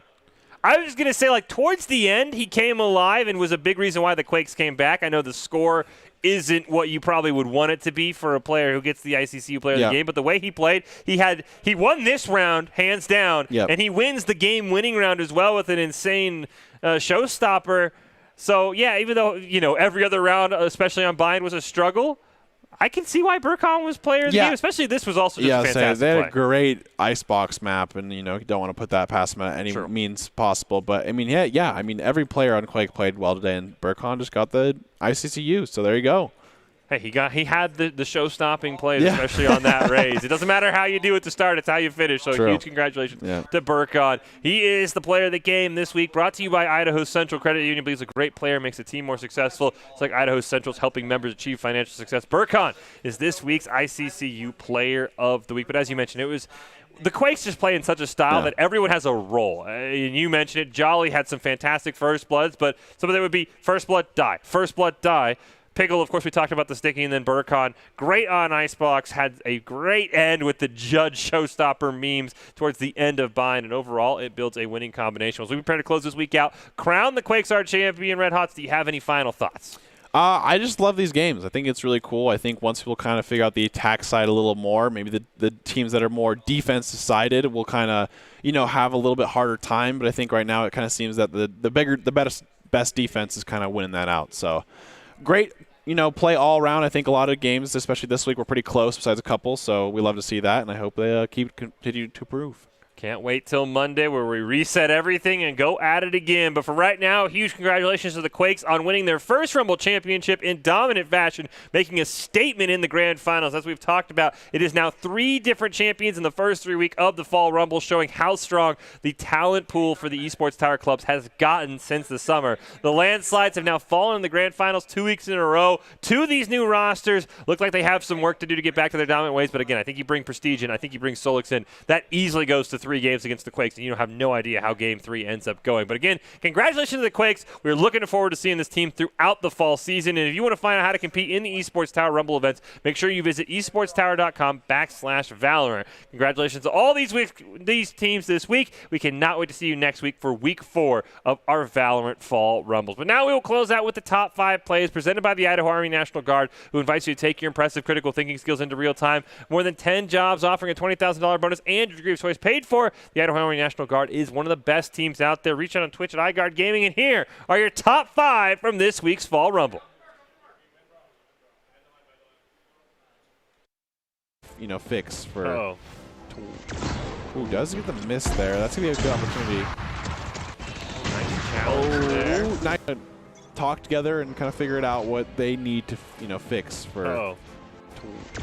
Ooh, does get the miss there. That's gonna be a good opportunity. Nice challenge there. Nice trade. Okay, never mind. Not a good trade. I didn't mean that. Hey, they got the op. Red Hot said that's a good trade. Well, it's one of those where maybe you have this all the time in Valorant. It's like, okay, he's going to shoot the wall because I'm shooting somebody else, and then they all just thought the next person in line was going to shoot the wall. Yeah, I'm covering you. Yeah, I'm covering you. I'm you covering shoot the wall. you. Yeah. I'm covering the guy behind me. Uh-oh. Who's going to be the one to peek? Oh, nice shot. Oh, Kawar made the mistake. Make it 2 for Red, pushing together. Oh, I like this spot. You kind of wait from the plant, probably. Let's find that. Still 1v2. You just ripped Seekers here, Yeah, I feel like. I also like the plant's position here. It's pretty safe. 1 enemy remaining. one. Oh, nice spray transfer for more. Kind of just running through him at this point. Oh, they're going to get a huge flank here from Burkhan. I don't think they're going to be expecting it. Burkhan, oh, he's just going to wait this one out. I like the spot. They're not even checking. Oh, okay. Oh, he's going to get a huge flank. He just has to wait. There's Snazzy. This is the easiest lineup ever. There we Burkhan go. gets a triple. Nobody checks. That's some great judge value, I'll be Blade promise honest. in my duck behind. Oh, there we go. No. He heard me. He heard me. That's the He's like, yeah, okay, I can play Raze, man. I'm just warming up. On the 17th round, 18th round. Nice seekers here from Sun. Oh, there we go. There it Great is. trade. There we go. A 4K for Burkhan.